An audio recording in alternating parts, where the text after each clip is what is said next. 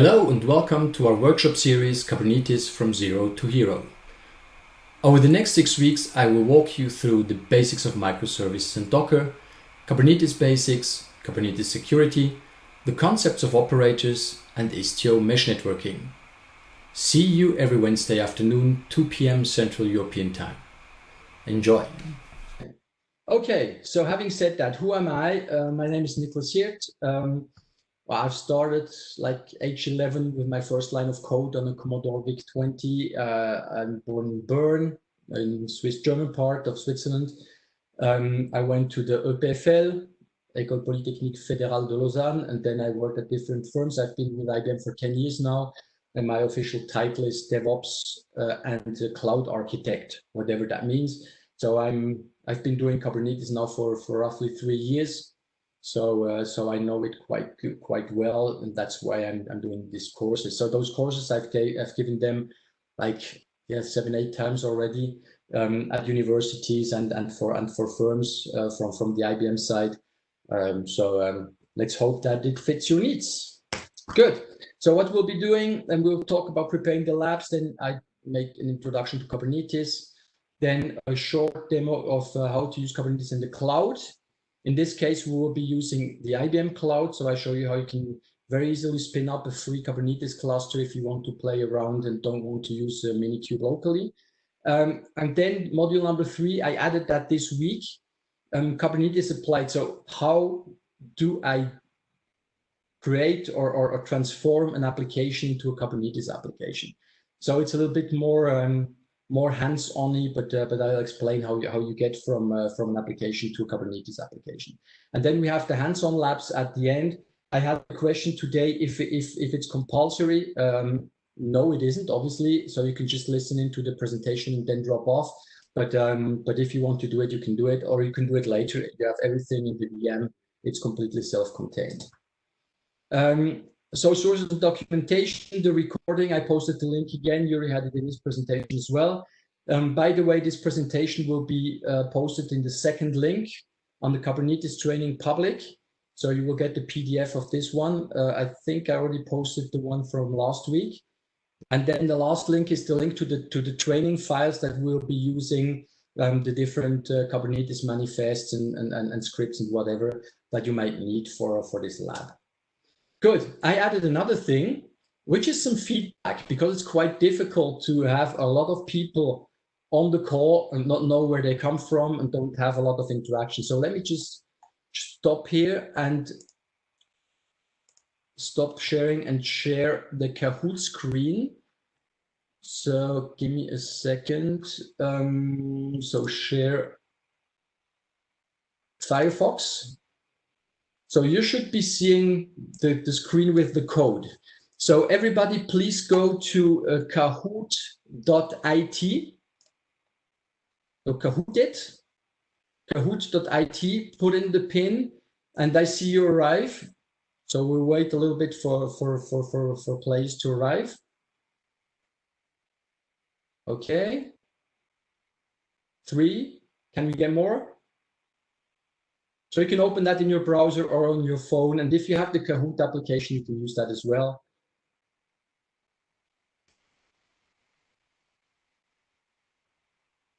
So Pascal, I don't know how many participants we have in the call right now. I cannot access that.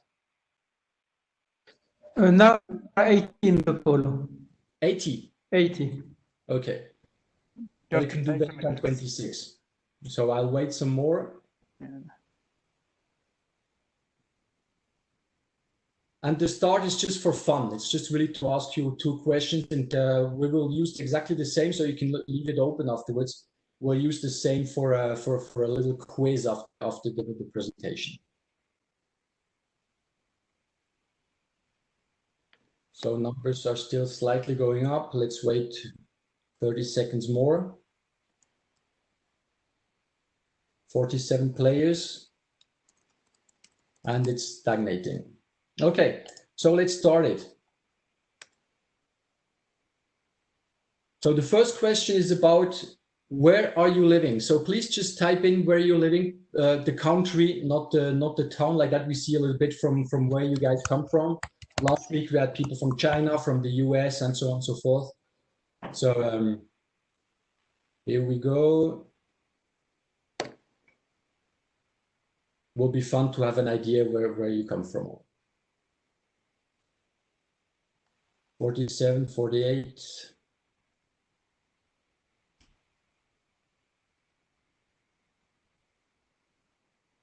Okay, 51.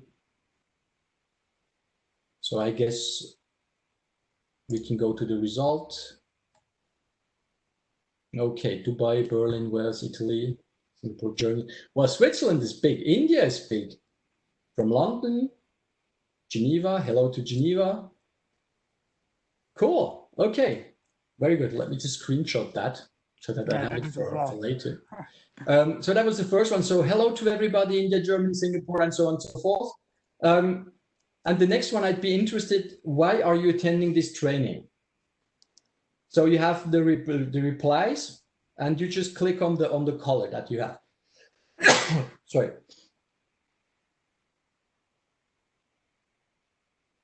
And don't tell me you were bored. I'm sure some people will have answered that.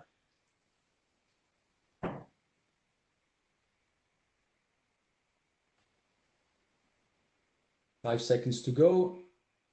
3, 2, 1, and the results are in. Personal education. So 2 people were bored. I can understand with COVID. And 3 want to meet people. That's very good. So the 3 of you who want to meet people, please be active in Slack. There you can meet a lot of people and get answers and discuss. Okay, so we'll leave it at that for the time being. Afterwards, we'll have some quizzes.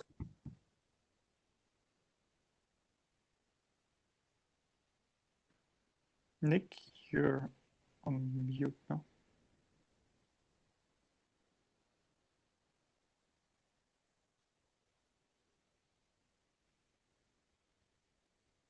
You are muted, Nick.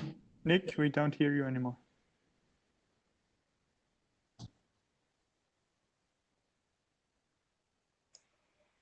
Yes, okay. So it muted me automatically.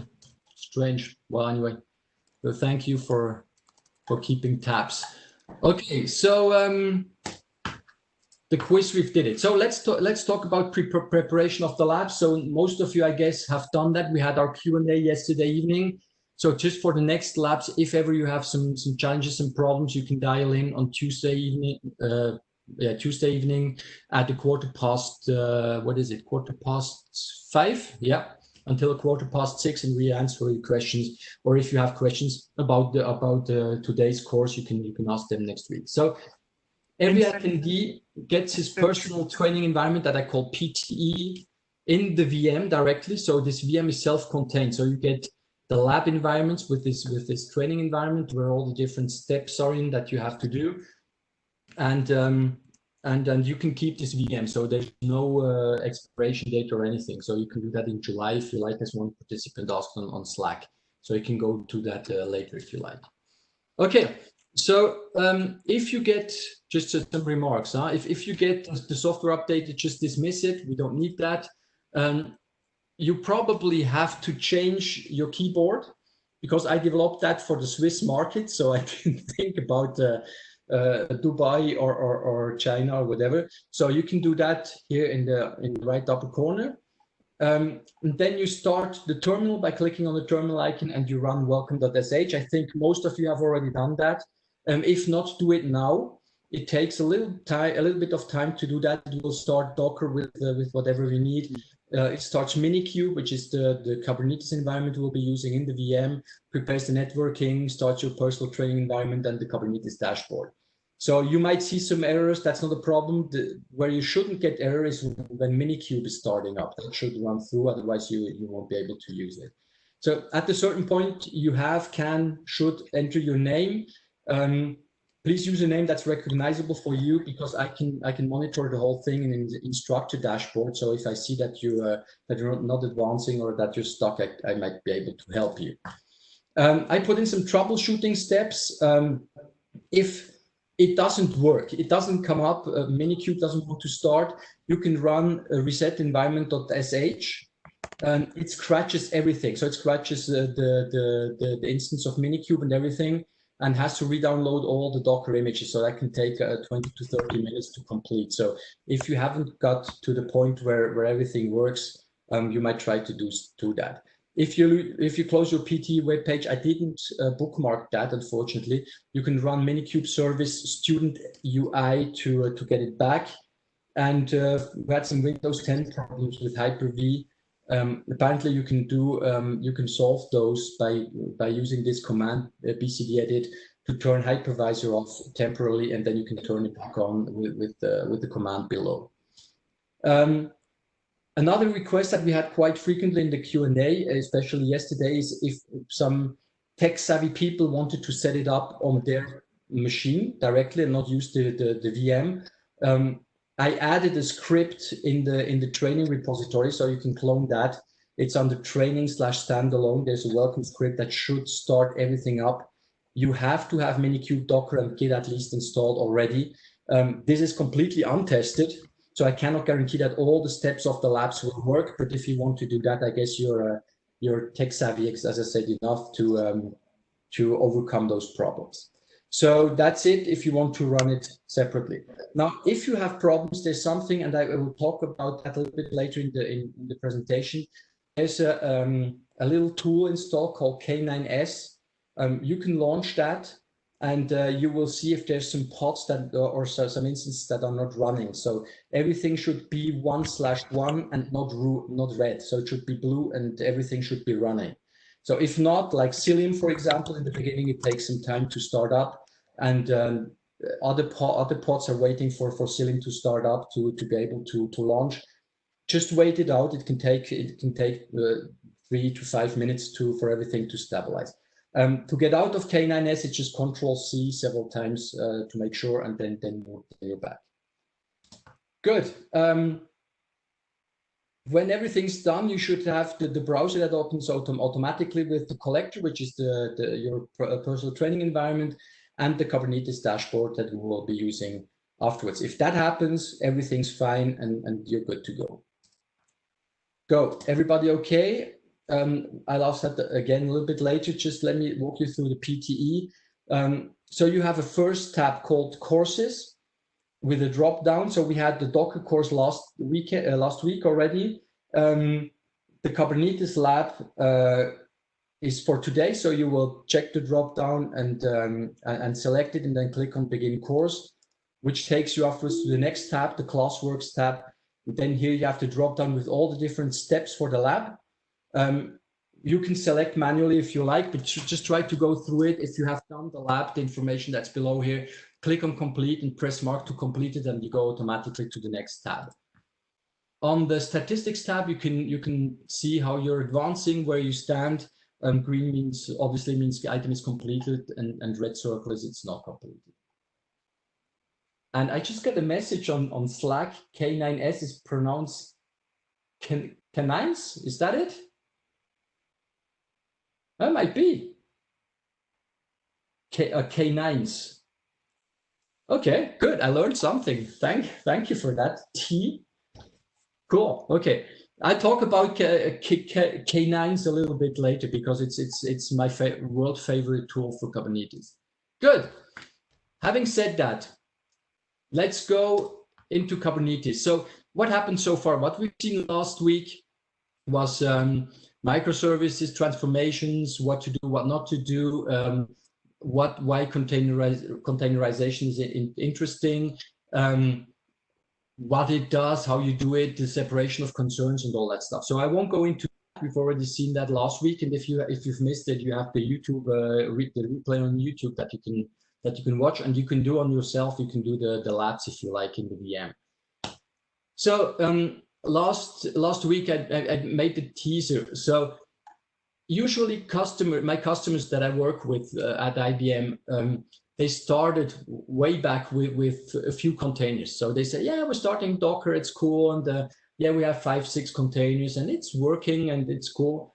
And I went back like 6 to 9 months later, and they had 150 containers, and it was the same as on the left, but with 150 ships. So it was unusable and not able to monitor and control this environment.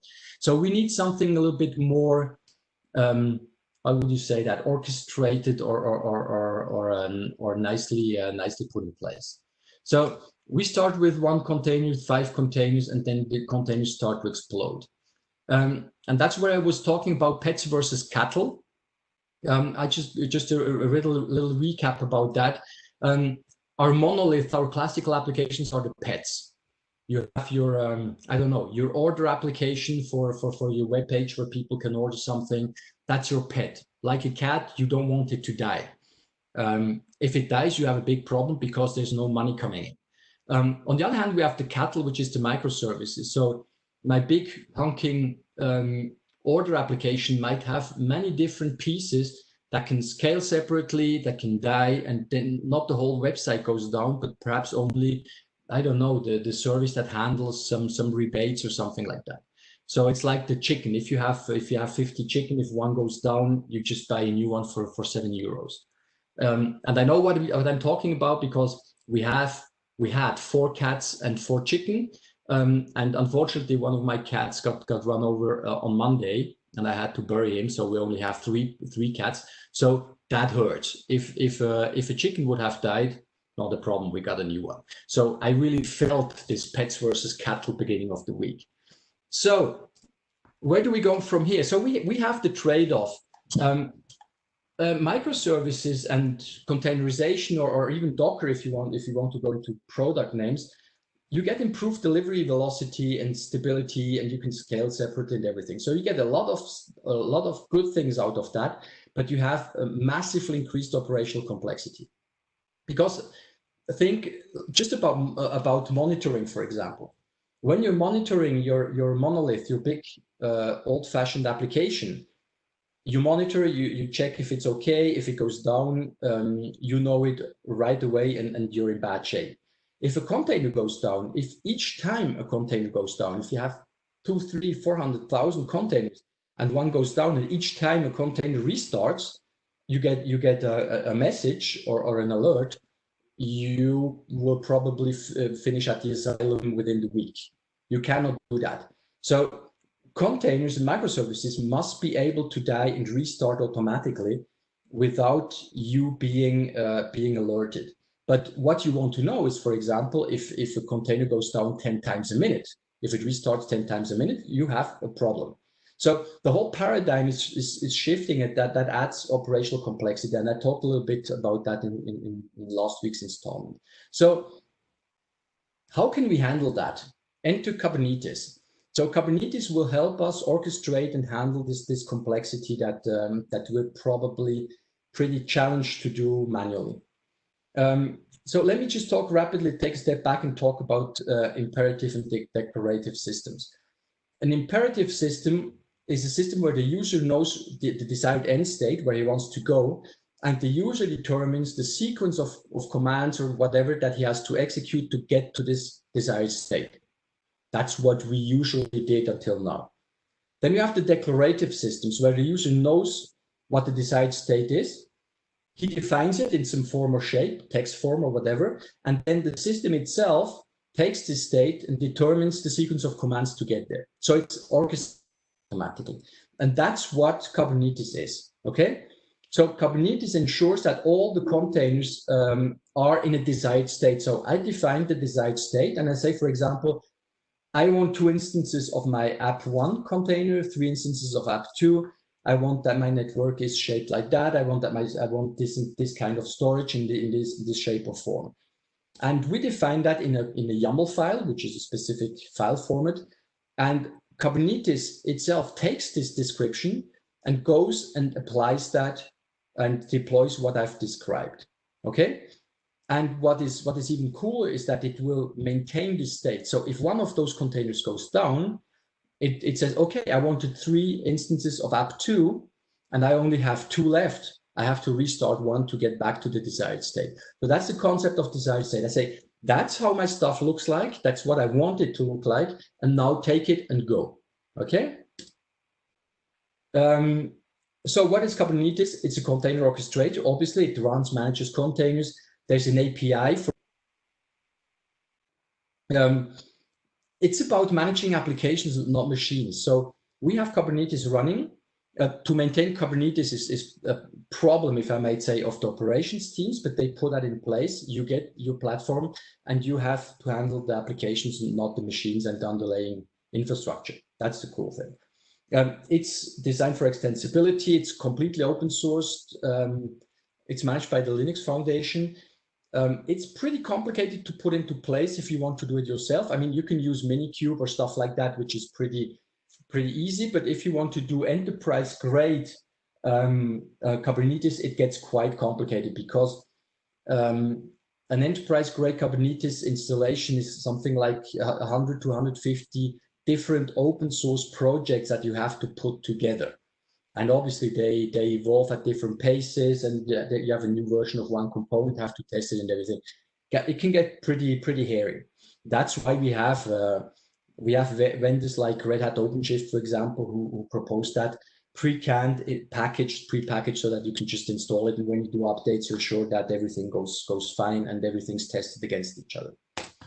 Good. What's the strength? So we have a very clear governance model because it's managed by the Linux Foundation. So we know where it's going. It has an extremely vibrant ecosystem. So you find, I don't know if you've Googled already about Kubernetes, you can find basically any information that you want on the internet. Okay. We avoid dependency and vendor lock-in because we're using containers. They can run basically everywhere where Docker and /Kubernetes runs. We have a lot of different deployment options for the whole thing. So we can put it in the public cloud. That's what I'm showing you afterwards on the IBM cloud.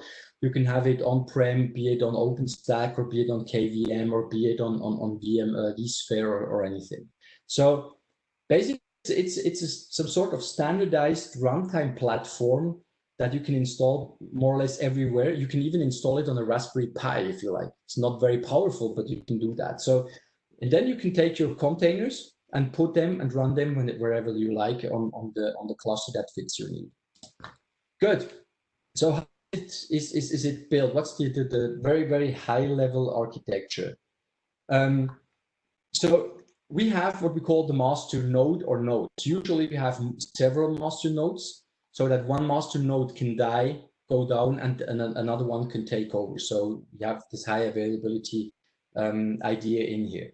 So the master afterwards will, let's say, command or will handle the worker nodes, and the worker nodes is where the workloads are really running, where your application containers will be running. Okay, and the worker nodes obviously will pull the images from a registry. The whole thing can be accessed either through a command line interface or through a UI through the Kubernetes API. I'm going to talk a little bit more in detail about that. So now let's suppose that the first worker node crashes, or that someone pulls the plug.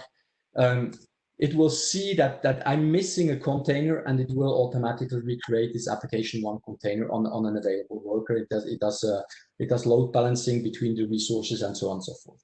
So pretty cool concept. It works, if it's well implemented, it works really well. And let's talk about the different elements that we have. So the nodes, as I said, are the hosts that run the Kubernetes applications, if you like. So we have the master nodes, as I said, so that it's a control plane, as we call it, and it manages the cluster itself. Command line, I'll be talking about it, and it has the whole scheduling, replication logic in it that will deploy afterwards to the worker nodes, which have the services, kubelet and kubeproxy. I'll be talking about that, and where obviously Docker or Cryo or whatever runs that we've already seen last week. So now let's take the terminology of Kubernetes objects. We call that objects. Everything in Kubernetes is an object. So the most basic object is a pod. So it's the smallest deployment unit in Kubernetes. It's a collection of containers that run on the worker node. So the pod is like a recipient for the containers that are running. Now we have an S at containers, but I'll be talking about that. Usually you run one container in one pod. There's several reasons to that, and I'll elaborate on that a little bit later. But you have The pod that runs in the pod runs a container. So the pod has its own IP address, shares its PID, namespace, network, and hostname, and so forth. The pods are created and handled through the replication sets or replica sets. They know how many pods / containers have to run. For example, 3 instances of application 1, and it has like a loop that goes through that and checks if the desired state is really attained or not. And then on top of that, we have the deployment, which describes, as it says, a deployment of an application can have different replica set, different pods, and so on and so forth. Usually also deployment is for 1, 2, 3 pods at most. So we would have a deployment, for example, for the database, would have a deployment for the web front end, and so on and so forth. Okay, so deployment just gives you the possibility to add additional information to tell the scheduler and the controllers how you want your pods to be deployed, how they behave, how many replicas or instances that you want, and so on and so forth. So those are the 3 things. So a deployment will create the 1 or more replication sets, and they will create the pods that you asked for. That's the holy trinity. Seems a bit complicated at first sight, but it gives us a lot of flexibility and decouples a little bit of the different informations and the different responsibilities that we have in this orchestration solution. And then to access your containers running in the pods from the outside, we need services. So services, I go into detail for each one of them later, but the service is just here to expose running applications, running containers in your Kubernetes cluster, basically. Then what we have, config maps and secrets. I'll jump over it. I go into detail. It's just a way to inject configurations from the exterior into a deployment. So config map is just key value pairs, and secrets is encrypted. Then we have labels. That's very important. So each object can have labels. So you can put a label, for example, production on a deployment. And then you can search, and you can use selectors, as we call that. We will see that also a little bit later, to select certain objects of certain types, and so on and so forth. So that's a very, very powerful means to handle your objects that are running. And labels, you can do them on every type of objects. Can be on a config map, can be on a replica set, doesn't matter. Good. So what does it do? I don't want to go into that. That's one of those slides where it's way too much text. As I said, you get the slides. If you want to read through it, please do it. But we have intelligent scheduling. Obviously, we have self-healing. One pod goes down, Kubernetes makes sure that the new one is started up. We have horizontal scaling, so we can automatically scale if we like, even certain CPU usage or memory usage or whatever. We have service discovery, very important. If you have 1,000 different pods that are running, how can my front end access my back end? I'll talk about that. We have load balancing. We have rollout, rollback. I won't go into this detail, but you can read it up on kubernetes.io. Pretty neat stuff, but won't use it for the introduction. And we have the whole secret and configuration management. So those are the 10 poles of what the Kubernetes really does. And then you get that. I really like that because it really shows when you start with Kubernetes, you pretty rapidly get a headache, because it's very complex. If you want to get to the bottom of it, it can be very, very challenging, because you have the different types of nodes, you have different objects, you have different permissions and whatever, and I'll be talking about that. We try to take out a little bit of this headache in the next 2 hours. Okay, so what's the very high level architecture? It's very important to understand when I was talking about openness and so on of Kubernetes. So Kubernetes itself bases itself on 3 interfaces, standardized interfaces. The first one is the CRI, it's CRI. Basically, I have to change that. It's the common runtime interface, which is OCI compliant. OCI, if you remember last week, is the standard for containers and how to run containers and so on and so forth. So Cryo is OCI compliant, Docker is OCI compliant, and so on and so forth. What it does is that it abstracts away how Kubernetes runs your workloads. So through this runtime, you can have Kubernetes running the workloads on CRI-O or on Docker or on whatever. There's other runtimes. I don't remember the one that I wanted to talk about. There's runtimes that use some sort of VM-like isolation if you want to have higher isolation and higher security, for example, and so on and so forth. So it gives you complete freedom on how you run your workloads. And as you write your applications against Kubernetes, if you change the runtime below, it doesn't change anything. So it's completely transparent for you. The same goes for common storage interface. So what your Kubernetes app does, and you will be doing that in the labs in the last step, you just ask for storage with certain properties. You say, I need block storage with 20 gigs. I want it to be on an SSD, for example. I want it to be fast, stuff like that. Again, with those famous labels, as we've seen that. And the common storage interface goes in and finds you, if it exists, the correct storage solution that's underneath. So some very well-known one are GlusterFS, which is a distributed high available storage solution. RookSeph, which is coming in very, very strong, which provides block storage, file storage, and object storage now, so S3 compatible. And typically the Red Hat OpenShift, what is it? Storage, Helm, Open Storage Interface, no, OpenShift Storage thing, OCI, I think it's called, or I don't know, I don't remember. Anyway, so it's based on RookSeph. So RookSeph is really the thing that's going up. So that's for the storage, and then we have exactly the same for the networks, for the common network interfaces. So you can plug in here whatever you like, be it Calico, Open vSwitch. For the lab, there's a step, I don't know if you've seen it when you welcome.sh, it's starting Cilium. Cilium is a slightly more lightweight CNI solution than Calico or others. And we needed to do some exercises in next week's installment for network security. So it starts that up as a plugin that will handle all the traffic afterwards in your cluster and even between clusters if you set it up correctly. So again, we have this abstraction for Kubernetes, and we just write your stuff against Kubernetes, all your applications and definitions and whatever. And what is below, you don't mind really. So that's a really cool thing. It's highly extensible, and it can evolve through time without breaking. Well, I wouldn't say anything, but without breaking too much. Okay, so now how is it architected? So we already talked about master and worker node. So on the master node, you have the API server, which is basically the entry point into your cluster. Where you can communicate and deploy stuff and say what it has to do.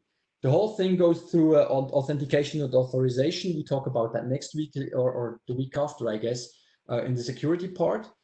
And it stores all the information in a distributed storage, which is in this case etcd. So etcd is a high available storage, so you can have that high available distributed over several VMs or hosts. So that's that. Then we have the scheduler and the controller who are in charge of seeing is there some new deployments coming in? Do I have to deploy something, and so on and so forth. So that's the elements on the cluster itself, on the master node. And then on the worker nodes, we have something called kubelet, which communicates with the API server and which gets the command, for example, to start a new pod, a new container. So it will do that. So that's the interface between the API server and the actual container runtime. And then we have a second component, which is the kube proxy, which is in charge of routing the whole network traffic that comes in from the outside or within the cluster. So pretty simple architecture. So scheduler, control, match, API server, etcd on the master to keep it simple, and on the worker nodes, kubelet, kube proxy, and obviously Docker or CRI-O or some container runtime. So here we just go through it. I would cover that. It's just what I said already. And now if we have a look again of some abstraction, so this famous CRI, this common runtime interface, the kubelet gets a command to deploy something. So until now, what happened? Well, until now, before, when we had the very at the beginning of Docker, there was a component called Docker shim which called Docker, which itself called a daemon called containerd, which itself called runc, which created the pods or the containers. So runc is the very low-level implementation of the well, let's say the controller that runs that handles the running containers. So even before that, they were all fused together. So it was just one big block Docker that did that. They started to taking it apart and open sourcing containerd and runc. Today, Docker goes to the CRI containerd, which is this CRI implementation for Docker that calls up directly containerd and runc afterwards. And if we take Cryo, we have the CRI plugin or implementation that calls directly runc afterwards. So that you have an idea. And so with Docker, if you want to directly interact with it, obviously it's Docker command line interface as we've seen. And on the Cryo side, we have a tool called Podman that helps us start pods and delete pods and so on and so forth, or containers in that case, sorry, and so on and so forth. I jump over that. So why Cryo? It's really truly open source. In Docker, we have some parts that are not open sourced. It's very lightweight because Docker is a big hunking heavyweight daemon that contains everything. So you can you have the image construction, so the build part, you have the run part, you have all this stuff in one big daemon. Okay, so Cryo is really separate, very lightweight processes. And the containers are children of those processes, and they're not children of the daemon as with Docker. So it's more compatible with all the security tooling and C group stuff and so on and so forth. So I don't want to go into detail, but it's just much more lightweight and can evolve much faster. One thing, and we discussed that yesterday rapidly on the call, just be aware, and that was the first time that something big like that happened. With Kubernetes 1.16, and we'll be using 1.17, so don't be afraid. But if you see Kubernetes version before 1.16, there have been APIs that have been deprecated, well, network policy and so on and so forth. But the most important one is deployment. So deployment until now was V1 beta 1, and now it's apps/V1. So that's just a small thing, a small change. But when you define your deployment YAMLs, your definitions, if you still have the old API in there at the very beginning of your file, it will fall on its face and will complain not deployed. You can do that automatically. You can use the kubectl command line to convert your files automatically into the new version.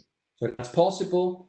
But so just that you know that if ever you try to run the training stuff on an older version before 1.16, it might be that it complains that it says that I don't know apps/v1 API. So that's it. But that was the first time in 3 years that I've seen really big deprecation of APIs. Which wasn't a big problem, but it gave some headaches. Thing is that they announced that like 3 releases back, they deprecated it, and then in 1.16 they took it out, but nobody cared until 1.16 where they took it out, and everybody started shouting at that moment. So just be aware about that. Good. Now let's talk see how we're talking to the cluster. So as I said, we have this REST API, this API server, and we talk to it with a command line which is called kubectl or kubectl, how someone call it. I'm saying kubectl. It's like Apple against Windows, so we never got a definite answer about that. So what you can do, kubectl looks for a file in your home directory, which is in the .kube directory. So it's a hidden directory, and in this directory, you have the configuration because kubectl needs the authentications, the authorizations, the keys, and the certificates and whatever to talk to this API server, which obviously is secured through certificates. So Normally, when you do this kube control config view, if you want to do it later in your Minikube environment, you will get back something like that, where you have the server address, which is the Minikube address with the API port, with the context, and then with the certificates that will let you in and do stuff through this API. Now, some typical commands are kube control create, apply, and delete. Okay. So the easiest way is to write YAML files where you have your object definitions, your deployments, your services, whatever. And then just say kube control create -f for file, and then you give it the YAML, and it will go in and create that. I frankly am always using apply, because create, if you create it once and try to create it twice, it complains. If you do a kube control apply twice, it will just reapply the file, and if you modify the file, it will update the objects automatically. Okay, so you can, if you really want to do it nicely, start with the create, and then the other ones you will do apply. And then if you want to delete everything you just created, you just say kube control delete -f the file that you have. You have, for example, kube control get, which gets your resources. So you can say kube control get pods, for example. You can say kube control get deployments, get services, and so on and so forth. You can say kube control describe. It can be nodes or pods or whatever, and you give it the name, and you get a really detailed output about the configuration. And we have kube control logs, where you can have the logs of a running pod, so of the containers running in the pod. So you don't have to SSH or anything into a pod or into a container. You can access that from the outside. I just got a question: if we use kube control apply, will it keep previous version of the YAML files? No, because you have to change your YAML file first, and then kube control apply if you want to change anything. If you keep the same YAML file and you do a kube control apply again, it just will tell you for different objects that are in there that there has been no change, and that it hasn't touched them. Good. Okay, now let's talk about how the whole thing works, and I have a short diagram afterwards. So we use etcd as the key value database, so that's where the configuration of the Kubernetes cluster is stored.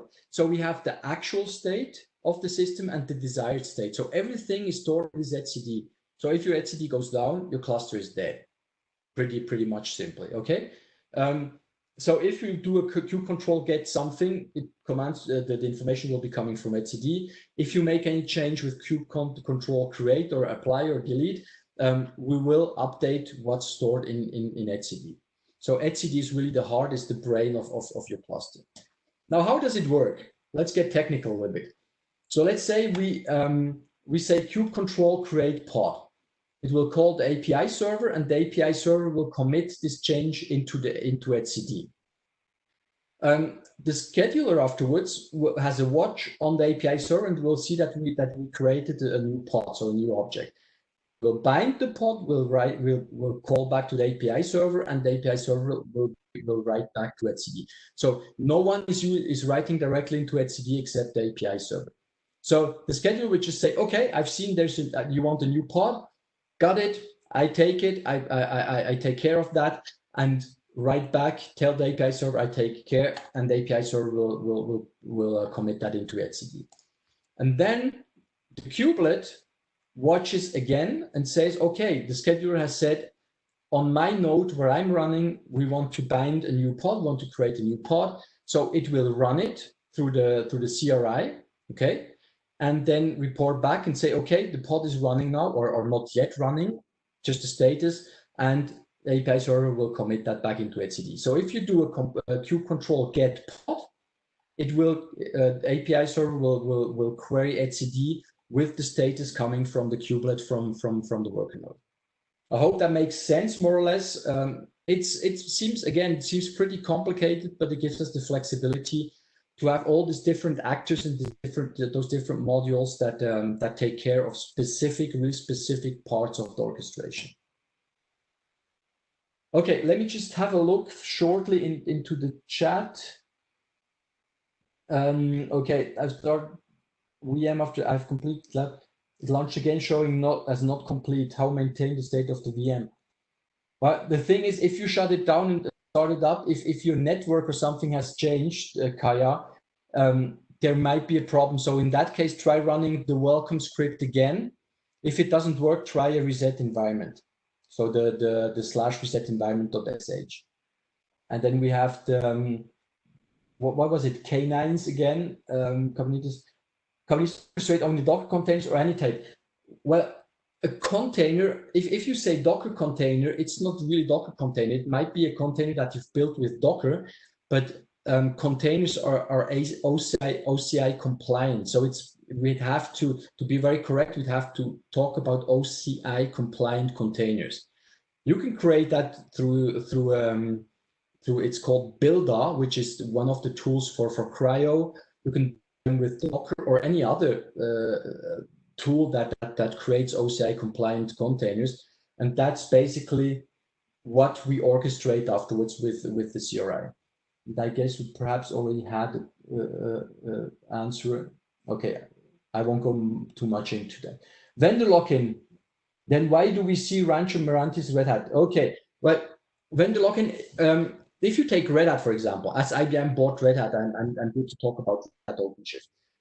OpenShift is completely based on Kubernetes, on open source Kubernetes. And if you know Red Hat well, there's all the upstream stuff that is open source, like CentOS, for example, or CoreOS or Fedora, whatnot.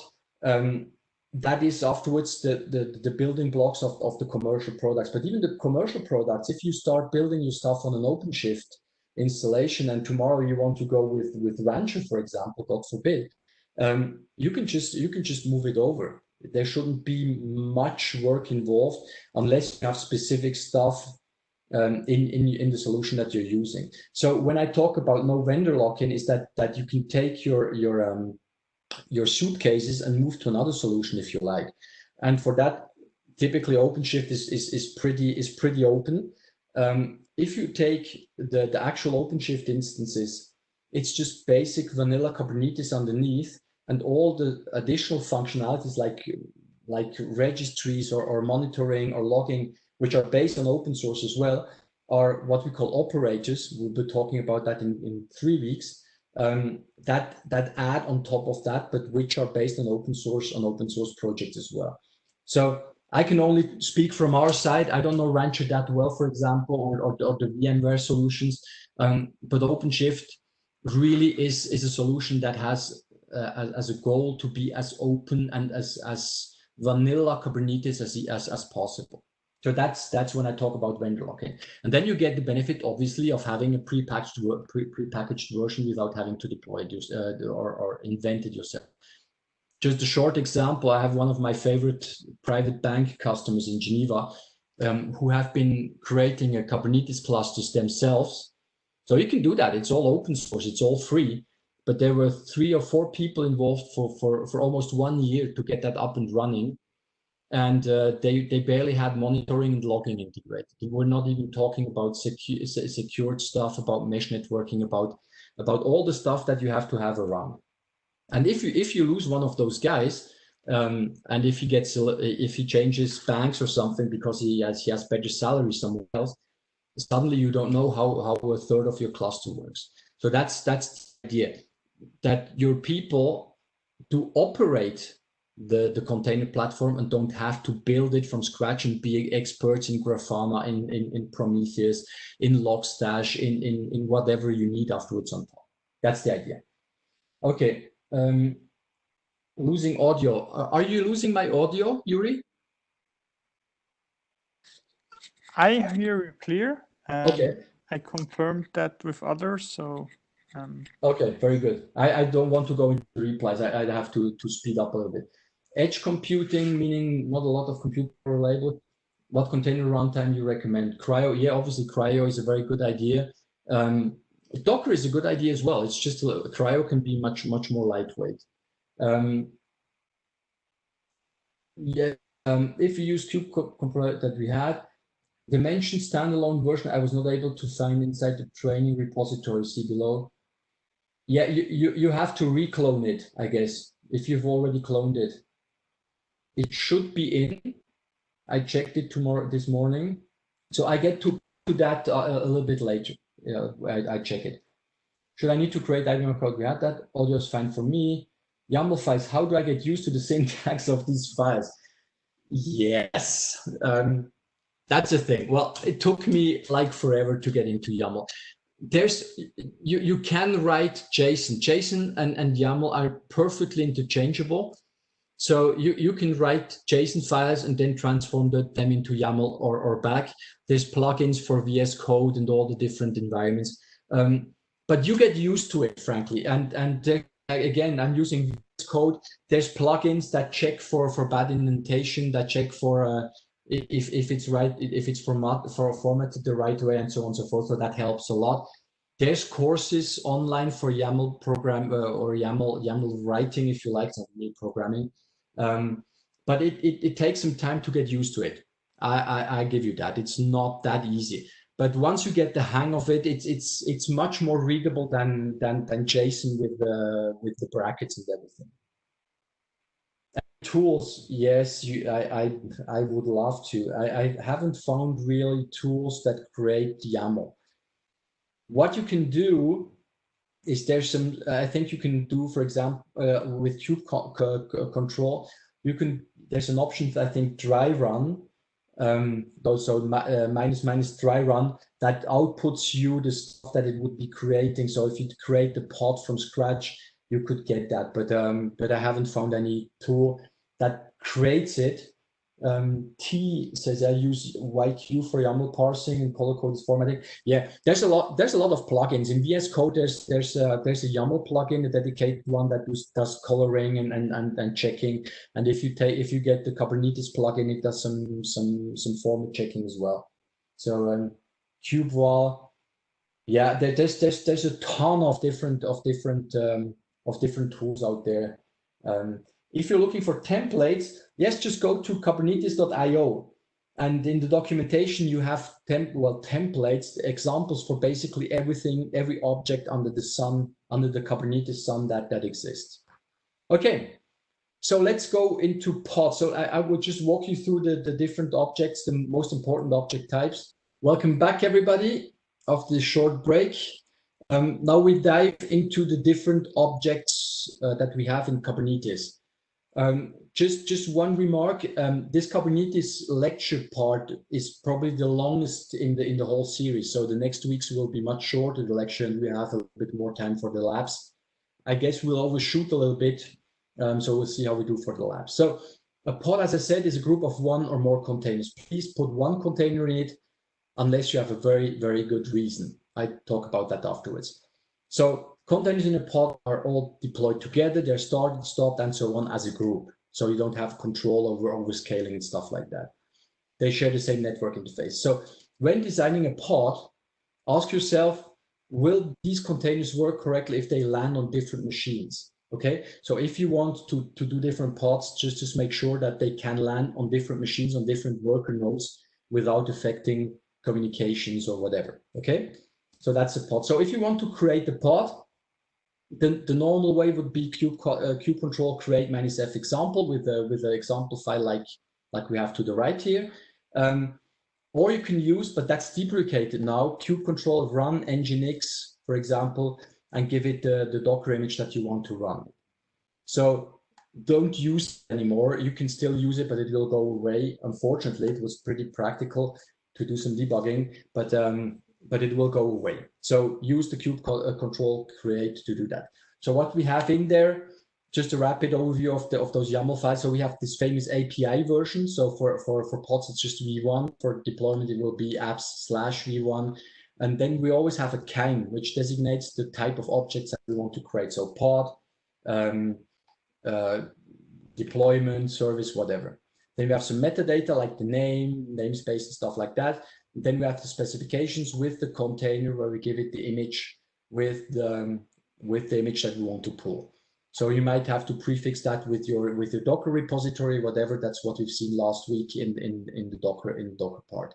And then you can specify some additional stuff like the ports that you want to expose to the outside world. For example, port 80 for a web server that you want to expose to the outside world. It goes hand in hand with what we've seen last week, what is defined in the Docker file. So if you have the port definition port 80 in your Docker file, you can expose it with container port afterwards.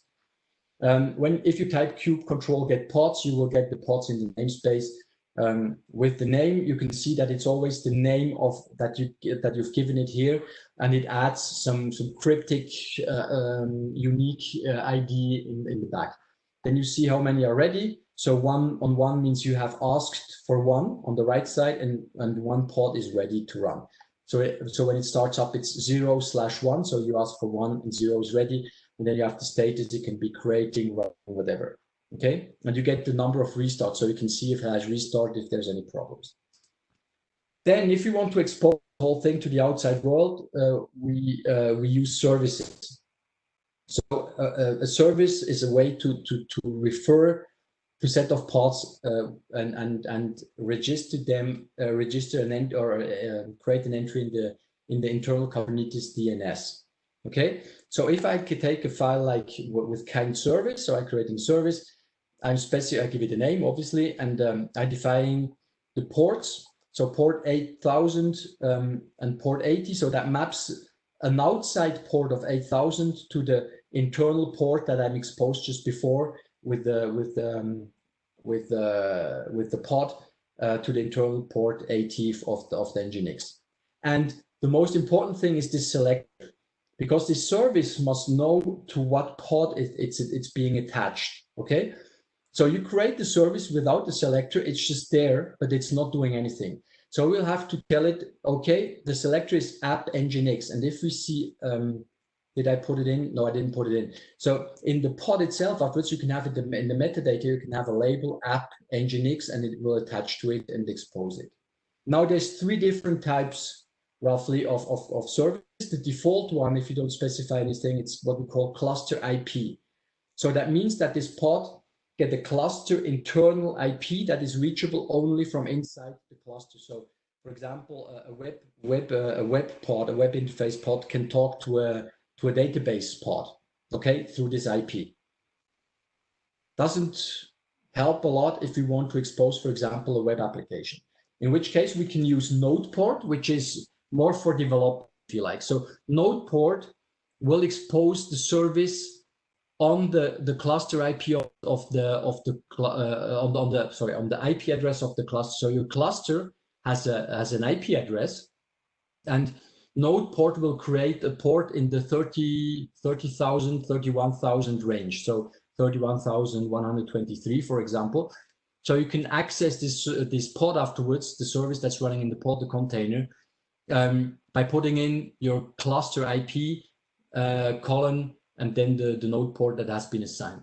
And then the normal version would be through a load balancer, but here you need an existing load balancer instance. We don't have that with Minikube, so we won't be using this type here, but we will be using the node port to be able to access it.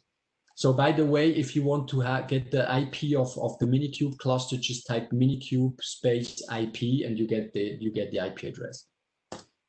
Good. So to create the service, again, we can do kube control create example with the file, or we can say kube control expose. So what I want to expose, my deployment nginx, type is node port, the external port is 8000, and the internal port is 880, and it will automatically create a node port in the 31,000 range. And you can see that afterwards, if you say kube control get services, you can see that the port here, 32,419, has been created automatically. But this one is dynamic. So it's fun to do that for labs or for development. But if you want to use that in production, you need something more stable. That's where ingress comes into play. So again, object type is ingress. We give it a host name, like for example, myapp.myhost.com, and the backend. So we say to which service is this being or to which service is this being attached. So I have my ingress listening to this URL, which, if something comes in with this URL, routes it to the service, which it in turn routes it to the pod. So Holy Trinity again. So Kubernetes apparently is the Trinity thing. So we have the same with deployments, replica sets, and pods, and we have it with ingress, service, and pod. So what's important is that myhost.com must be routable from the outside. So you need some sort of DNS or something entry on your ingress where traffic gets into your IT system that can route that to the cluster itself. Okay, so ingress, you call that ingress detects it, routes it to the service, which in turn routes it to the pod. Now let's rapidly go down to the deployments and replica sets. So as I said, a deployment creates a replica set, which in turn creates the pods afterwards that you've asked for. And with those replica sets, so you can do rollouts and rollbacks with deployments, which creates replica sets, and it keeps them around. So you can do a rollout to a new replica set, which rolls out, for example, a new version of your application. So the replica set will contain the image that you want to pull, for example, v2, and then you can do a rollback for replica set 1, and it will replace the pods with the version that you had before. That's pretty flexible. So I have a lot of different questions to take them. Image versioning, how can you track them? Each pod has an IP. Okay, so the first one, image versioning. Well, we've seen that last time. Each image gets a tag, as we call that, a version or anything. It can be, it's just a string. So up to you to make sure when you build new pods that you get that you assign a label that's meaningful to you, like a version, for example, or something. So each pod has an IP address, yes, an IP address. So why would you represent them outside with a different IP? Well, the thing is the IP that it's got in the cluster, that's a non-externally routable IP address space. It's like 10 dot something. So you cannot route that through the internets. So it's only here to communicate between the pods inside the cluster. So if you want to get into the pod from an outside routable address, you need the concepts of services and ingresses. Otherwise, it won't work. You will never be able to access a pod inside a cluster which has a 10.0 address. It's just not routable. Okay, the audio. Okay, where can you find the slides for the workshop? So Yuri already replied, I guess. Can ingress be used like a Kong gateway API? I'm not very familiar with Kong. I think you can use Kong as an ingress. Yes, that should be possible. We'll be talking about Istio in 4 weeks, which has an ingress controller as well, where you can route the whole traffic through. So we'll talk about that in detail. How many kinds of types are there in Kubernetes? So if you talk about Kubernetes types themselves, there's no limit because everyone who builds it themselves does it in a certain way. There's the commercially available ones like OpenShift or Rancher or something else. If you talk about the type itself, so the object type, I don't, frankly, I couldn't tell you. There's already a lot of standard types like deployment replica sets, roles, cluster role bindings, and so on that we will see in the next installment. What you can do as well, and we'll see that mainly with the operators, you can define what we call custom resource definitions. So you can create your own types. Okay, so instead of deploying, and we will see that in the operators, instead of deploying a complete YAML file, the custom resource definitions of the operators, you can just say, I want a new object of type MySQL, for example, that you've defined before, and off it goes and create the whole plumbing to spin up a MySQL database. So there's no limit to that. I'd say that the standard objects, there must be like 30, 50, I don't know, something like that. But with those custom resource definitions, there's no limit to that anymore. Good. So the deployment defines for example, the number of replicas, the image that you want to deploy, the container port again. So this part here, we've seen it already in the pod part, and deployment just wraps stuff and information around it. Okay, I'm going a little bit more into detail later on that. There's other ways to create pods. One is a stateful set, which is similar to a deployment, but is there to keep state. For example, if you want to deploy a MySQL database or a Kafka or something like that, you can do that through a stateful set like that. It keeps its identity, its network identity. So you will get a pod that's called Kafka and not Kafka minus and then this cryptic stuff. So even if it restarts, it will keep this identity. It's mainly for that. Then you have the daemon sets. Again, structure is very similar to deployment, but that's a structure that ensures that you have one and one only version of the pod running on all nodes. So afterwards, you can filter. Obviously, you can say, I want, for example, for logging, I want to log collection daemon, a pod on all the worker nodes. So you can say, okay, just start it on the nodes that have a label worker, for example, and off it goes, and make sure that you have one instance or n instances, up to you to define, but usually one instance of a log collection pod or a storage pod or a monitoring pod on each node that's running. So it's pretty practical. Then we have jobs and cron jobs that just run once or that run regularly, like for example to do a log collection and stuff like that. Log rotation and stuff like that. Okay. Now for the naming. So as we've seen, each object has a type and a unique name. Now, if I create an object called my app, for example, I can do that exactly once because the names must be unique. So that's why we introduced what we call namespaces. So namespace is a logical segregation, if you want, to do resource isolation. So I can have a namespace development, for example, namespace test, a namespace prod, and so on and so forth. And I can deploy my application deployment into each namespace with the same name. So that's the good thing. So I can deploy it once. My YAML file, for example, I can deploy it into the development namespace, test it, see if it works. If it works, I can take it and deploy it into the test namespace, do some more testing, and if it works, I can deploy it into the production namespace. So it gives you isolation. It also gives you access isolation. We'll talk about that in 2 weeks, where you can limit access for certain users and certain roles to certain namespaces. For example, you can block the access to the production namespace for certain roles, or you can say like operations guys can only see what's running in the production namespace, but they cannot modify it, for example. What we can do as well is resource quotas. We'll talk about that later. I can say, for example, development namespace has a quota of 50 pods, and I don't know how many memory and how many CPU cycles and so on and so forth.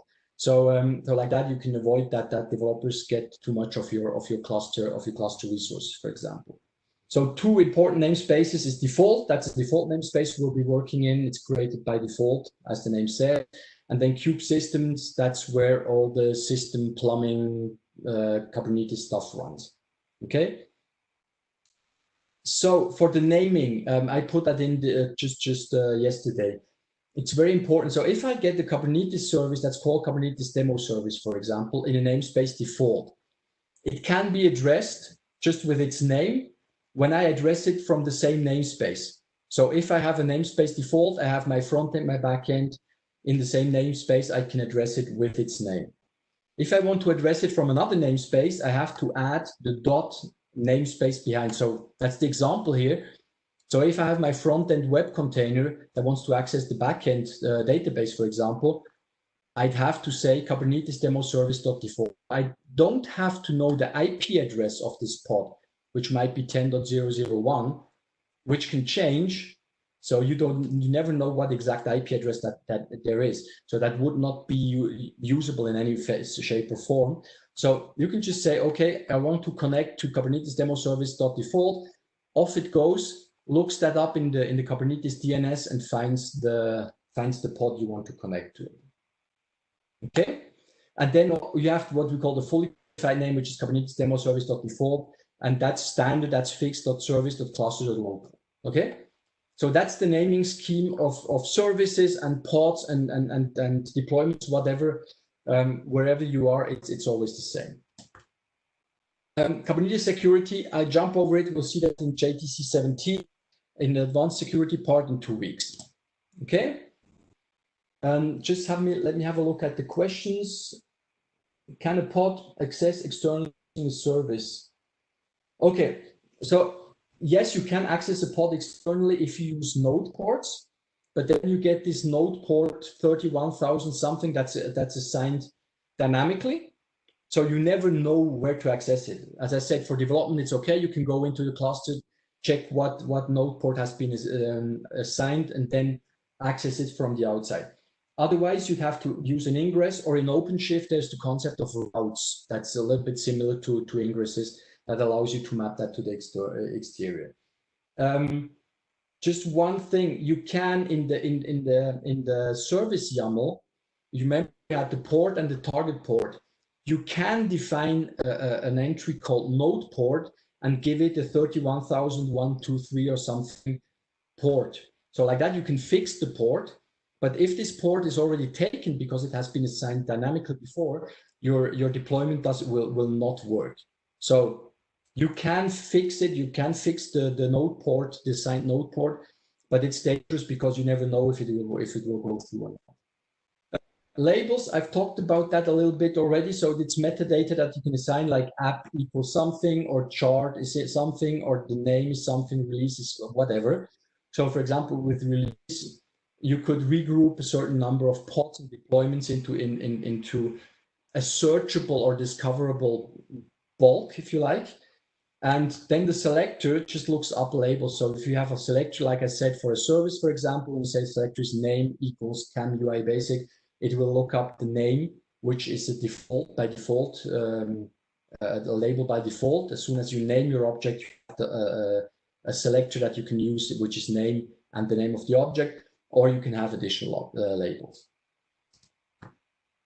Config maps and secrets. Let me give you an example right away. So if I have a deployment, for example, where I need some information externally, let's say, for example, you deployed, it's a pretty stupid example here, but let's say you deploy a web front end and a database. And in production, the database doesn't have the same IP address or the same name or whatever than you have in dev production test. You could use what we call config maps, which are YAML files again of type config maps, where you can define those key value pairs. So you could, for example, define a key database DB address, and then put in the DB address, and then they have different config maps for dev, test, and production. And then when you do your deployment, you just say, from which config map does this information come from? Which key do I want to read? And then you assign it to this name here, which will become a standard environment variable that you can consume in your container. Okay, so it's for your application development, it's standard stuff. It's just using environment variables as you've done 1,000 times. But Kubernetes gives you this possibility to hand in or to pass through configurations into a pod you're creating, into a container you're creating. So that's very powerful. Now, sorry, let me just have a drink. If you want to pass on database passwords, for example, you wouldn't want that in clear text in a config map, in which case you would be using secrets. It's very similar to config maps, but the stuff is encrypted, and you can mount that. As mounting means that you pull it into your deployment. You mount that into your deployment, your pod, without having to be able to read it. So you can just say, okay, I take this secret, and then I'm using this field password without having to see what exactly the password is. So you can use it without having full access to the clear text password. It's pretty cool. And then obviously, again, we're talking about that in 2 weeks with the whole access control. You can say that the person can perhaps only mount, let's say, read a key, but not delete it, not modify it, and not do anything else with it. So it's pretty powerful secret management. Autoscaling, I won't go into detail. You can read that up if you like.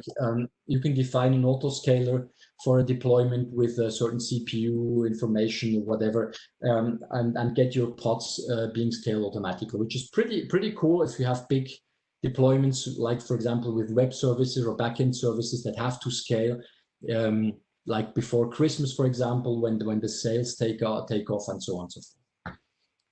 Now let me talk about something that's really, really important. I've been telling you, please put one container per pod.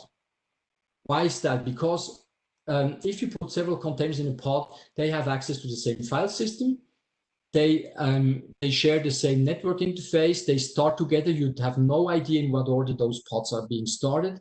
So what I did the first time when I started with Kubernetes, I created one pod with a WordPress web server and with a MySQL database. But you have no control whatsoever over what goes on between the two. You cannot secure them. You don't know who accesses what, and so on and so forth. And if you want to expose them, you have to go through a node port, which afterwards has to map to a container and so on. It's a pain in the back, if I may say so. So try to not put multiple containers in a pod, unless you have to. So there are some patterns that we call sidecar patterns, usually as a blanket statement, where you can have 2 or more containers in a pod. The first one is a sidecar pattern. When you have some sort of helper containers that has some essential tooling, if your utility function to your container, you can put that in. More well-known one is the adapter pattern. For example, if you need some log collection or monitoring data or something that has been pulled from the application container, you can do that here. So this container will have complete access to the file system and whatever happens in this container. That's why we put it in, and then it can put it in a central database or something. And the most used one is the last one, which we call the ambassador pattern. That is typically for proxies or something, and we'll be talking about that in the Istio part, where we have a proxy that is packed into the pod. Every time you start a pod, this proxy container will be created automatically and will handle the whole network traffic that comes out of or goes into the app container. Okay, so those are the 3 patterns. The last one is very widely used with all the Istios and mesh networks on this planet. And then we have the adaptive pattern, which is used from time to time. Sidecar pattern is pretty rarely used. Okay, so that's that. Let me just take the questions. Doesn't it sound pretty crowded when you see different versions of different objects? Okay, so that I tried to understand what you mean exactly with that. Different versions of different objects in your Kubernetes cluster. I mean, if you have one object with a certain name, there's only one version of running of that. If you're talking about the rollouts, rollbacks, you can control that, how many versions you want to keep around. And if we're talking about just about the YAML files, the cool thing about that is that you can version the whole thing in a GitHub or GitLab or whatever. So I'm not sure if that answers the question. Typically, would you run a single Kubernetes cluster for all? Oh, Ashok, you're opening a can of worms. The answer, like often, is it depends. What I'm seeing pretty often is that customers are running dev test in one, and then running prod and or pre-prod in one cluster, just to have the physical separation, isolation between the different instances. Afterwards, I have customers who are running one cluster per environment and even per product sometimes. And I have one customer who has just one big hunking, but a huge cluster. Thing is, if one of those clusters dies, that can happen. I mean, it's VMs or something, it's nodes in the back. It should be very rare, but if you have, or let's say if you have some functionality in a cluster that goes down, like for example, the DNS or something, if you have one big cluster, it goes down for dev, for test and for prod. If you have separate clusters, not 100 clusters, but some different clusters, you can mitigate the risks of such things happening. So I would say do dev QA in a cluster. Performance is probably a good idea to have that in a separate cluster, because if you start to do some load testing, everything else will be suffering. because you're sharing the CPUs, you're sharing memory, and so on and so forth. And the prod cluster, usually it's a good idea to have that in a separate cluster, just for isolation and for due diligence. Okay. Afterwards, just perhaps a little remark. Namespaces give you the possibility to logically isolate this stuff. So you can have your prod stuff in a separate namespace in the same cluster, completely isolated. Now you can even with network solutions, with CNI solutions like what's it called, Open V something. We're coming to that. You can even have network isolation through namespaces, so having complete separate routes into the namespaces. But again, I think the easiest way is to have separate clusters. Okay, which location within the cluster we can find config map detail? It's not really a location. Well, if we talk about location, it would be an etcd, but etcd you don't access that directly. So you would just say kube control get config maps, and then you get all the config maps in one namespace. A little tip here, if you want to get, for example, all config maps in your cluster, you just say kube control get config maps, and then minus all minus namespaces. It's a bit long to type, but that's what it does. So it gives you all the objects from all namespaces. You can do that with pods. So kube control get pods, minus all minus namespaces, and so on and so forth. One container per pod. I read somewhere we have another container, sidecar container. How does it work? Yeah, okay. Answer already. Sidecar patterns are typically used along with operator pattern. Yes, that's one thing that's used pretty often with operators. Namespace can be used like packaging in Java. I wouldn't say so. Yeah, I mean in Java, if you use packages, it's to package and segregate parts of your application and the different functionality. If we talk about Java, we're talking about source case, about building applications, about compilation, stuff like that. And here we're really talking about segregating and isolating running instances of something. So it's not exactly the same, but yeah, you can think of it like that. But I probably get killed for saying that. Why would someone want this 10,000 Kubernetes pods for 10,000 subscribers? Well, I cannot watch this YouTube video now, but I don't know what it says exactly. But I'd have to read it during the break. But just for information, for example, Google, they're starting like, I don't know, I don't want to say stupid stuff, but I think it was in the hundreds of millions of pods every day. So they shut them down, they start them up. And I'm not sure if I read that somewhere, that when you do a query, it starts up a pod and does the query, gives you back the result, and then shuts down the pod. So so pods are really ephemeral structures and should be. Okay. I see folks suggesting to use namespace to separate staging depth. Is there some concept that's better suited? Not really. I mean, really to segregate stuff, it's not only for staging dev stable and so on. It's more for, it's really for environments you want to deploy in. So we're really talking about a dev environment where you want to just do some smoke testing, and I am coming to this afterwards, or test integration test environment and so on and so forth, so that you can deploy exactly the same thing in different environments and test it in different environments. And well, another concept that's better suited, yeah, that would be one cluster per environment. But here again, you have to find the balance between namespaces, using namespaces to have bigger clusters with namespace segregation, or segregated through different clusters. If a pod is only running for a few seconds, it's much easier to run a large number of pods. I'm not sure if I understand what you want to say with that. As we've, I don't know if I can answer that, but the idea is, as we've seen last week, is to have a pod has really small responsibility, just one functionality, can be spun up, can be spun down. That's the idea. That's why we have a large number of pods. We go from one big honking application to hundreds of small elements that are just doing one thing, but that are doing that really well, and that can scale separately and can start up separately and die separately. That's the idea. Okay, sorry, Helm. Okay, let's talk 2 minutes about Helm.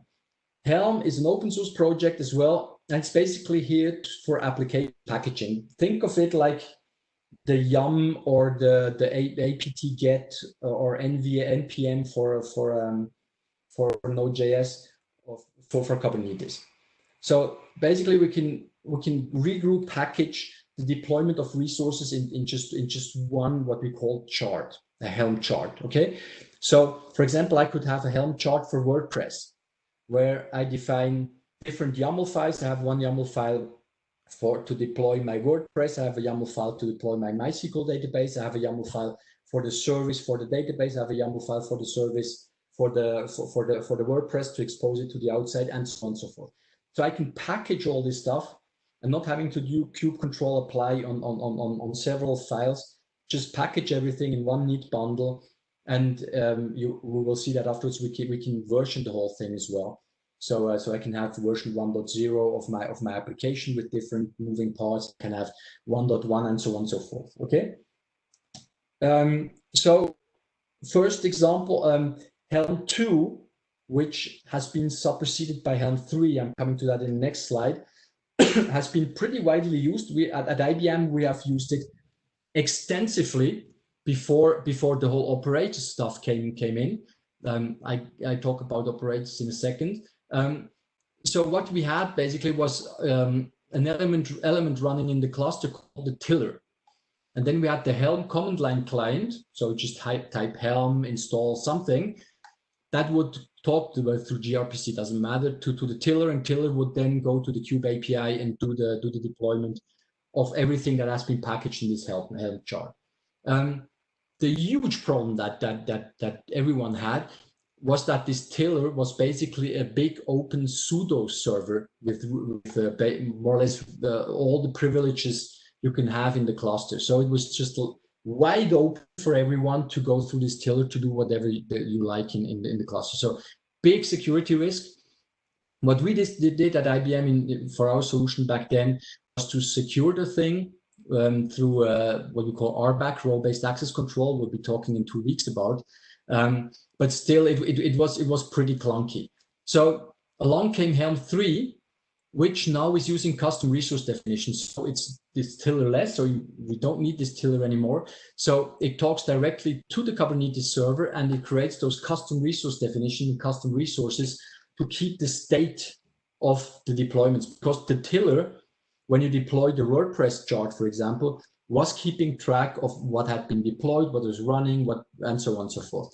Now we can do that through those custom resource definitions and custom resources, so which is pretty cool. So we can use standard Kubernetes functionality to do that. But it works pretty much the same. There's a little bit of transformation needed to go from Helm 2 charts to Helm 3 charts, but it's pretty minor. So here's an example. I go into detail afterwards in the how to get started. So we basically have the chart, Helm chart, which is the package, and then we have different elements in there. So I will explain that in detail in a few minutes. So I put up some resources here, some courses from the Linux Foundation, some tutorials, and so on and so forth. You can have a look. Cognitiveclass.ai, there's some free and basic to advanced classes. And you get everything. You get cloud, AI, Kubernetes, whatever you like. So you can have a look at that if you want to get more. So just to wrap it up, what's the benefit? So we get the speed. I mean, a container starts up way faster than a VM. A VM, we count it in minutes. Container is seconds if it's well designed. We have portability, so we can run the whole thing basically, hopefully, on any Kubernetes cluster that's around. So I can use Minikube, for example. I have customers, the developers are using Minikube on their Macs to do the developments. Well, Docker and Minikube to create images, build images, then use Minikube to work the YAML manifest for Kubernetes for the objects, then test it on Minikube, and then it will be deployed on a big OpenShift cluster, for example, in the data center. So we have this portability. Efficiency, obviously, by the usage of computer resources. We've seen that with the containers already. And it's really nice to do automation. And I have one slide about automation a little bit later in the presentation. Questions. So I take the questions. Okay, so I was referencing Muhammad's comment. Okay. If we're dealing with millions of ephemeral pods, how are we dealing with sizing for initial deployment? Yes, well, you can't. You can have a ballpark figure, you can have an idea. So you will have an idea more or less on how many containers will be running, hopefully. So you will have an idea on how many resources you will need. And then we get into the sizing questions of how big must the worker node be? Do we have a lot of worker nodes with 4 cores and 8 gig of RAM, or do we have less worker nodes but with like 32 cores and 64 gigs of RAM, for example? It depends on a lot of factors. It depends firstly on what we call the high watermark. What is the biggest part, the biggest container that you want to run on your worker nodes? So if, for example, do AI stuff, you can have containers that can become pretty big. So if they cannot fit in your worker nodes because the worker node is too small, then you're out of luck. So you have already to take that into account.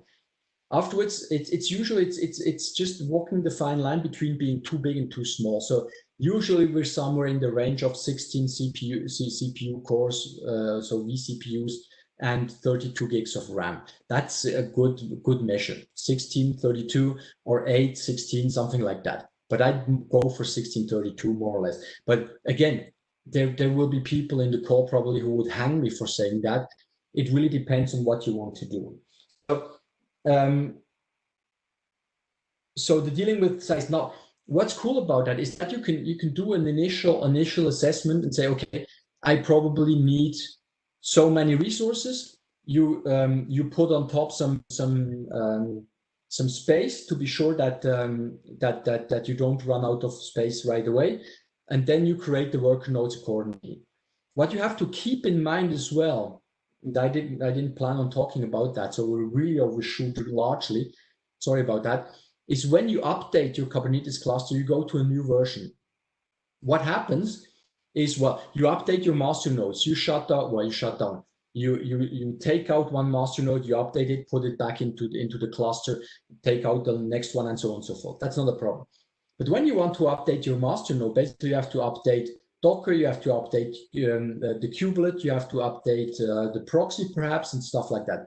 So what you do, you take your first worker node and you drain it. There's a kube control command, I think it's called the drain, that just marks the cluster as what we call non-schedulable. So it says you cannot run any pods anymore on that. So it will start to evacuate the scheduler from the master node, the control plane, will take out all the pods and put it on the other worker nodes.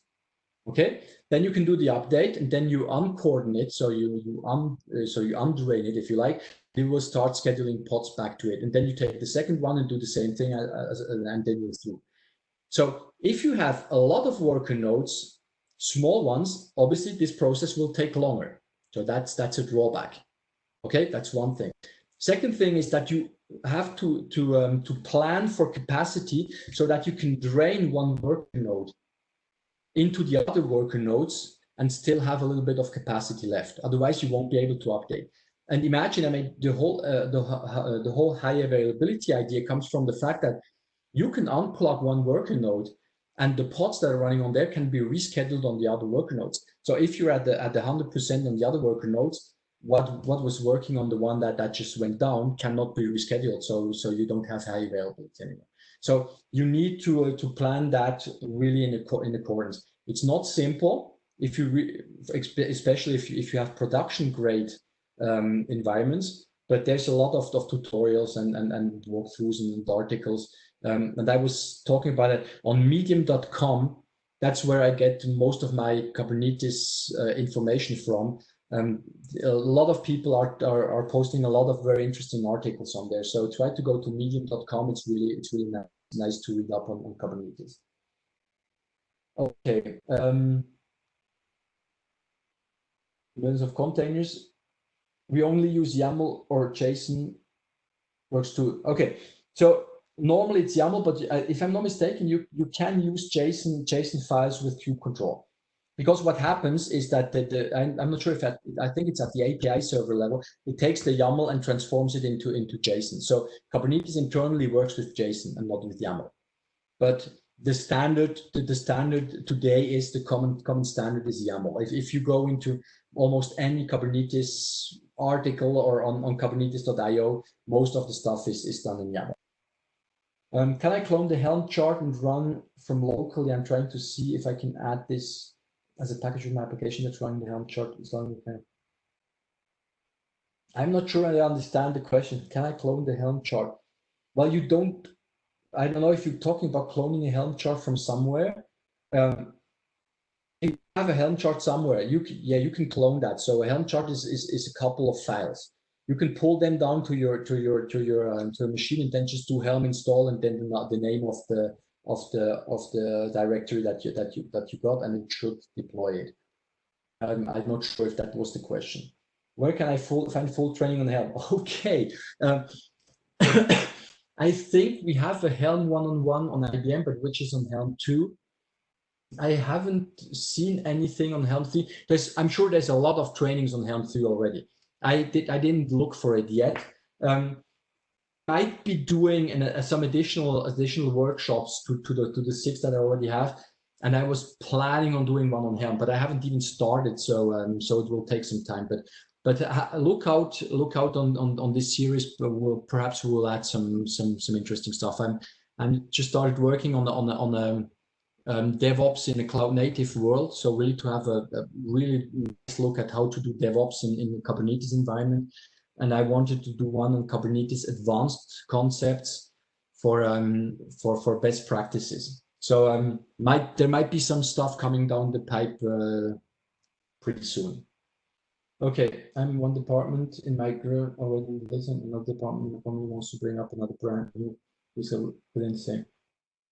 Yeah. I mean, you can have as much Kubernetes clusters as you want in your data center. Typically, your data center probably will be running vSphere, okay? I guess, or OpenStack or something like that. So usually we deploy Kubernetes on VMs, which is the easiest one because, and that's perhaps something I didn't say before. If you run out of space in your cluster, that's to the question before, you just add new worker nodes. And that's the cool thing about it. If you see that you get a little bit on the lower side for resource-wise, you just throw in 1 or 2 new worker nodes and they just get registered and they start scheduling right away. So it's extremely flexible. Or if you see that you've provisioned too much, you can take out worker nodes. So we're not stuck. If you say we go with 5 worker nodes, we're not stuck with 5 worker nodes. That's pretty flexible. And you can even, there's even solutions to do cluster auto scaling. So that would monitor the resources that you have in your worker nodes and automatically add new worker nodes if needed. That works typically on Amazon, on Google Cloud, on IBM Cloud, and so on and so forth. So yes, you can. Well, OpenStack. Okay, yeah, on OpenStack. I mean, Kubernetes instance will be I want three master nodes and 5 worker nodes. I provision basically what is that 8 VMs and install that into that, and you can have as much clusters as you like. That's not a problem. Okay, what is there is a duplicate object or services in these clusters? Well, you don't mind. You can duplicate. Those clusters are completely independent entities. So you can have my app deployment into the default workspace in cluster 1. You can have a my app in the default workspace deployment in cluster 2. There's not a problem. Afterwards, the thing is if they have to communicate between them, so intra-cluster communication or cluster federation, where it gets a little bit more complicated, and that's where, for example, a solution like Kong that has been mentioned before, or Istio or something, will become interesting because there you can bridge the gap between the clusters and make sure that the service discoverability is not only inside the cluster, but is also between the clusters. Okay, I have to go a little bit further. Do we have a show afterwards? Okay, let me talk rapidly about using Kubernetes in the cloud. So if you want to play around with Kubernetes, there's probably two good ideas. One is to get a local cluster, like with Minikube or something, as you have, or do it in the cloud. So obviously, I'm talking about the IBM cloud here, which is the one that we are using, but there's others like Amazon or Google or Azure or whatever. So what you have to do is to create an IBM ID first. So I already have that, obviously, but you can do that. And then you get to the dashboard and you can spin up a free Kubernetes service. Okay, I will be showing you that. You have the slides in here. So I show you that. Okay, so let me share my web browser. Okay, and I try to keep it short for the sake of time. So I've already logged in. I created my my login. So there's two ways to do that. Either I can go here and do Kubernetes clusters and create a new one, or you can just click on create resource. And then you get a lot of different elements proposed in the catalog. The catalog is fairly big, so you can get for example, API Connect solutions, Red Hat OpenShift clusters, but they are not free. There's Watson AI stuff that you can provision for free, and so on and so forth. So you just click on the Kubernetes service, and then you have to select free. And I won't be able to do it because I already have spun up one, but you would have something that resembles to that, where you can specify the name and stuff like that, and then just click on create. Afterwards, it will show up here in the list of your clusters. You can click on it. Then you get the details about your free cluster. You have seen it expires in what, 25 days now. So you get the worker node. So you have just one worker node in this free instance. And then if you want to access it, you get everything you need. You run the first command that gives you that downloads the needed command line tools. Then you have to do an IBM Cloud login. So you can just copy and paste it out of here. Everything's in for the cluster, and then you have to configure the cluster. You remember the configuration file that I talked about for your kube control command line, so that it knows it has the certificates, and that it knows the IP address of your cluster and stuff like that. So that will do that, and then you can start hacking away and do the whatever you want to do. You can create objects and so on and so forth, and you also get the Kubernetes dashboard that you have in the Minikube environment in your training environment in the VM. So that's a nice way to graphically in a web interface handle your objects and inspect them and get the logs and everything. Okay.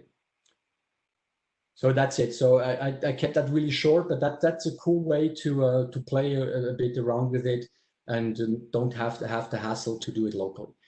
I was planning on doing that, by the way, first to have everybody spin up a free Kubernetes cluster and do the labs in there, but that would have still needed that you install a lot of command line stuff and so on your local machine. So it's easier to use the VM. So you have, oops, so video has been stopped. So you have everything in one place. So let's go back to the PowerPoint and go back to the probably most interesting part. Again, I put that in this week, and that's why we will be overshooting. Otherwise, we would have kept the timing more or less. I was thinking, I've been talking a lot about theory. So what are the objects? What's the architecture? And so on and so forth. But how in the world to take an application and put it on Kubernetes? How would I do that? So I thought about that, and I tried to do a little scenario on how we do that. So how do I get there? So the first thing is I have to create a container image. Obviously, we've seen that last week. I need a Docker file. I start from an image that is suited for what I want to do. For example, for Node.js, I would go get a node image where everything for is already installed. For Java, I have the same thing for Golang as well, and so on. So start with an image that is suited to what you want to package, and then you have to write your Docker file. So for Node.js, for example, I'm just copying it my code, and then I run npm install to get all the dependencies. For Java, you would probably create your var file and then import your var file into the whole thing, and so on and so forth. So that's the first thing. Create the image, build the image, and then push it to a registry. So if I do that, that would push it to the Docker Hub registry, the probably most used one. Okay, so like that, it's available, but it's out in the open. It's not private, so don't put confidential stuff in there. Okay, and then you can run it locally. So you can do a Docker run. You can test it locally if the container runs. Once we have that, we have to create the Kubernetes manifests. Now let's dive a little bit more deeper into that. So what you would probably need, the minimum components, is a deployment and a service, because if you only have the deployment, you won't be able to access it from the outside. So let's start with the deployment. So I create the YAML file of type deployment. Obviously, I give it a name, and I put in a label app Kubernetes demo. That's important, as we've seen, to be able to use those selectors, like for example, for the service afterwards. So what this does, the whole thing is the deployment. So that creates the box, the light blue box around it. In there, we have what would be the replica set. Okay, so I say how many replicas I want, and so on and so forth. So that will create the green part here. And then I have what defines the pod itself. That's the template part, where I specify the name, the image name, for example, the ports, and so on and so forth. And that will create that. But it's one file. It's just to help you identify where the different elements, the different objects, deployment, replica set, and pods are more or less situated in this file. So that's what you would have to do. What's very important, and it took me like forever to figure this out, is that each part of it, each section has to refer back to this label. So this part, the replica set part, must be, with these match labels, must be linked back to the deployment and the template as well. So keep that in mind, otherwise it won't run. Okay. Then obviously we have the image. So here we reference the image that we built before, that we pushed into the registry in Docker Hub or Quay or whatever. And then we have something that's called image pull policy. So there's two types, always and if not present.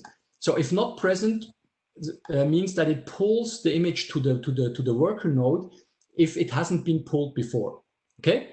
And always means that every time you create this deployment, it will pull the image to the worker node.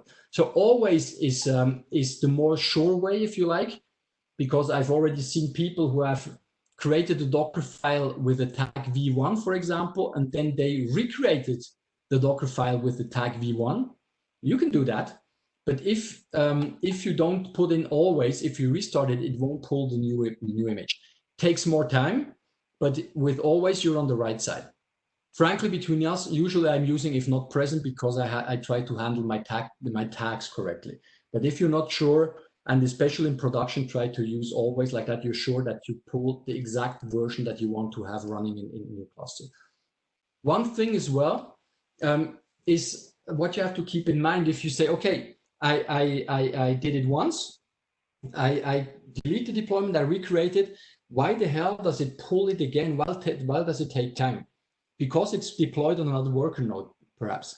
Because if you remember, each worker node has its own Docker or CRI or what instance, okay? So if it gets deployed on worker node 1, it pulls the image, runs it. You delete it, you redeploy it, and it gets deployed to worker node 2. You don't have much control over that. It usually does it automatically. There's some ways to do it, but that would be for the Kubernetes advanced course that I'm working on. So you don't know where it lands. So if it lands on worker node 2, the image is not present, so it will re-pull it again. So once it has been pulled everywhere, afterwards it's faster, but that's just a little remark. So that's the image pull policy. And then, well, I have two things in there. So I have the replicas. So I create 3 instances of my pod. And then I have my port, container port, which will expose my container port 80 on the internal pod address, so the 10.0.0. something. Okay, So it's not accessible. So what I need now is my service. So the service will map the external, well, the cluster port 8000 to the container port 80. Okay, that's the first thing. And then I have my famous selector, app Kubernetes demo, which references back to the deployment. That's why you need those labels. Otherwise, you will be hard pressed to use correct selectors.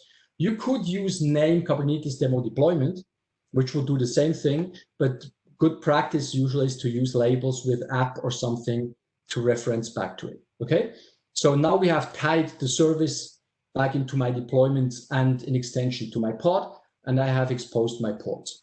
Now this thing is still not available from the outside of the cluster. So what I would do next is modify my service. Well, you don't have to do the first one. You don't have to do that. Do it right like that from the get-go.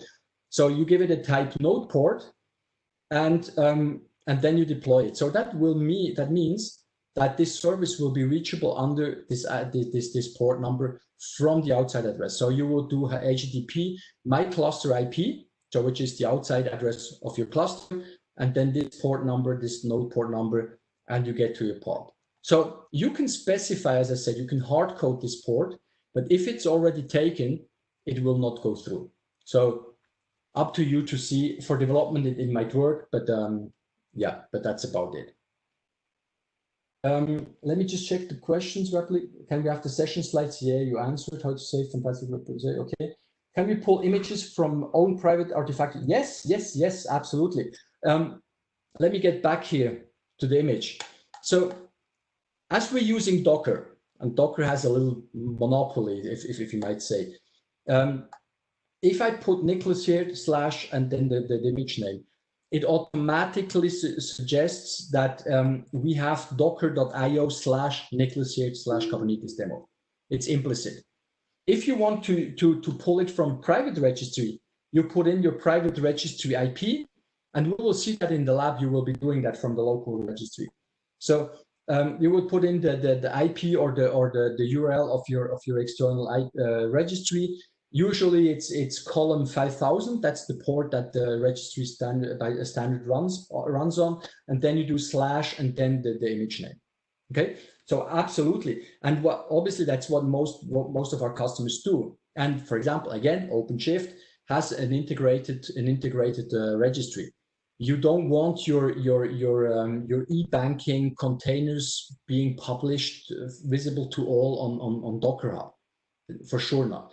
So you probably will have your local registry. And what you can do as well, and what most customers do, and we will be talking a little bit about that in 2 weeks in the security part, is that they pull the base images, like for example, for Node.js applications, for Java applications, stuff like that, to their local registry. They vet it, so they security scan everything and so on and so forth. And then they put into place a policy that you can only pull images from the local registry, and that you cannot pull images from the outside. Because imagine you have an image on Docker Hub that has a vulnerability or that has some backdoor built in, and someone in your bank pulls that into your cluster. Your cluster is wide open because this pod is running in the cluster with the rights it has, with the network access it has inside the cluster. And again, we'll talk about that next week, how we can mitigate that a little bit. But you will get the Trojan horse into your cluster. So you have to be pretty careful on what you do. Another question: are there any chances these images have malicious code? Okay, okay. Who maintains the compliance policy? So, as I said last week, the ones that don't have anything with a / in front of it, for example, Ubuntu or WordPress or whatever. Those images are official images. They are vetted and scanned by Docker, by the Docker Hub itself. So you're pretty much sure that there's no bad code in it, but you're never 100% sure. So control is always better. But those images usually are good base images because they have been scanned, they have been security vetted by outside security firms and so on and so forth. But as soon as you go into something like Nicholas here or I don't know, Black Hat / I don't know what, you don't have any control over that unless you scan the images afterwards. But again, that's a topic for in 2 weeks. So be careful if you pull for anything else than an official image without anything slash in front of it. If you pull anything else, you have no idea what you're getting into a cluster. Okay, you just simply cannot know. So when we say cluster IP, is it the API server IP? Yes. The cluster IP is the IP address of the API server. Yes, absolutely. So again, it's what you get back if you say Minikube space IP, for example, in the demo environment, in the lab environment. Okay, so now some 2 or 3 things that you can put into the deployment as well. And we'll be talking about that again in a later installment. A very important thing is resources, where you can say how much resources does this pod need at least, and what's the limits. So what's the limits where it cannot go over. And that's something, again, it can be security related, because if you can get pods in there without limits, you can basically run a denial of service attack on your cluster by just spinning up pods that are starting eating up all the memory or the CPU cycles if you don't limit that. If you limit that, the Linux kernel functions like C groups and stuff will limit the whole thing so that you don't starve to death your cluster, or anyone else can do that. So good practice is to put in resources, to put in the requests. And if you put in the request as well, the Kubernetes scheduler can better plan on where to put pods. Because if you say I need 1 gig of memory, it can say, okay, I need a worker node where I have at least 1 gig of memory free. If you don't put that in, it can schedule it on a worker node that only has 200 megs free, and if it's trying to start up, it will starve to death. So it will get killed and hopefully deployed to another cluster worker node that has enough resources. So very important here to be sure that that your pods are running correctly. Because one thing that Kubernetes does is when it sees that it's getting out of memory or out of CPU capacity, it starts shooting pods. It just starts randomly killing pods. And that can be, especially in a production environment, can be pretty bad, because it doesn't care if a pod is a front-end pod or if it's a super important back-end pod or whatever. It just kills them. Afterwards, there's mechanisms where you can specify the importance of a deployment of a pod, where it says, okay, I start with the ones that have no importance or no importance assigned or low importance, starts killing those off first before going to the system pods or the ones that you tag as being important. So very important to define your resources.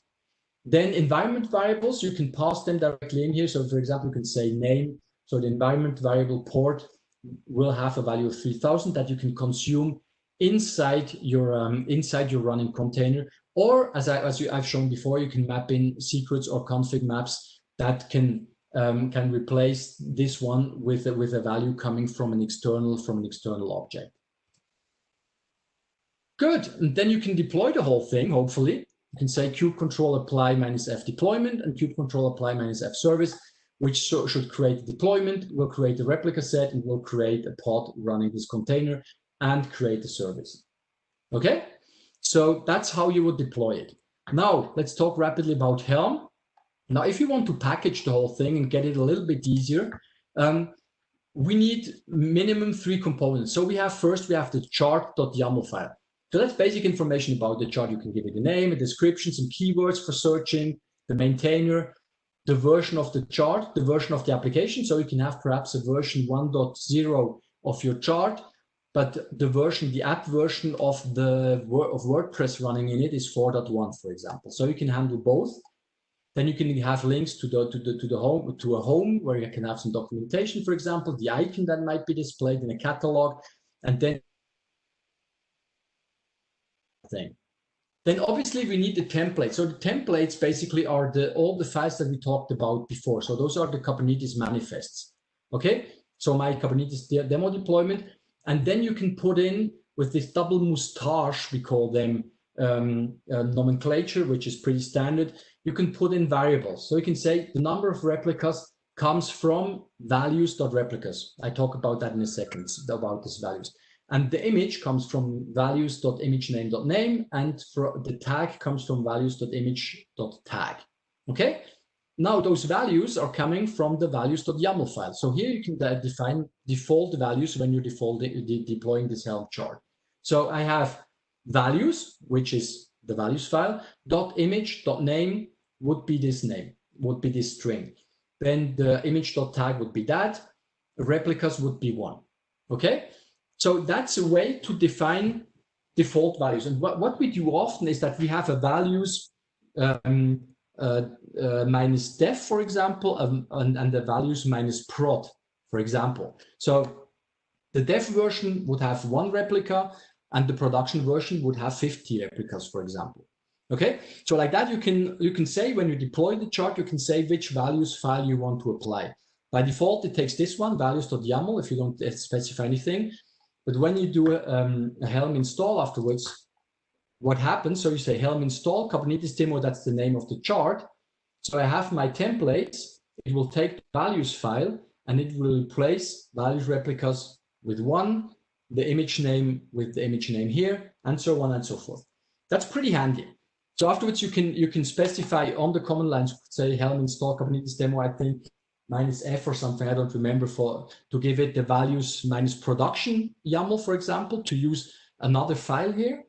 Or what you can do, you can override that. So you can say Helm install Kubernetes demo, and then you say set replicas to 3. So it overrides what you have the default value in your values file, and will put here replace replicas with 3. So it's really a very powerful package manager, if you like, or packaging mechanism for Kubernetes applications.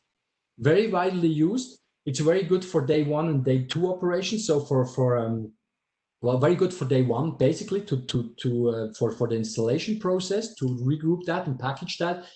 It can be used for day 2 operations, for upgrades and everything, but it doesn't go much further than that. And that's where the operators come into place. And operators, I will be talking in detail in 3 weeks in JTC 14.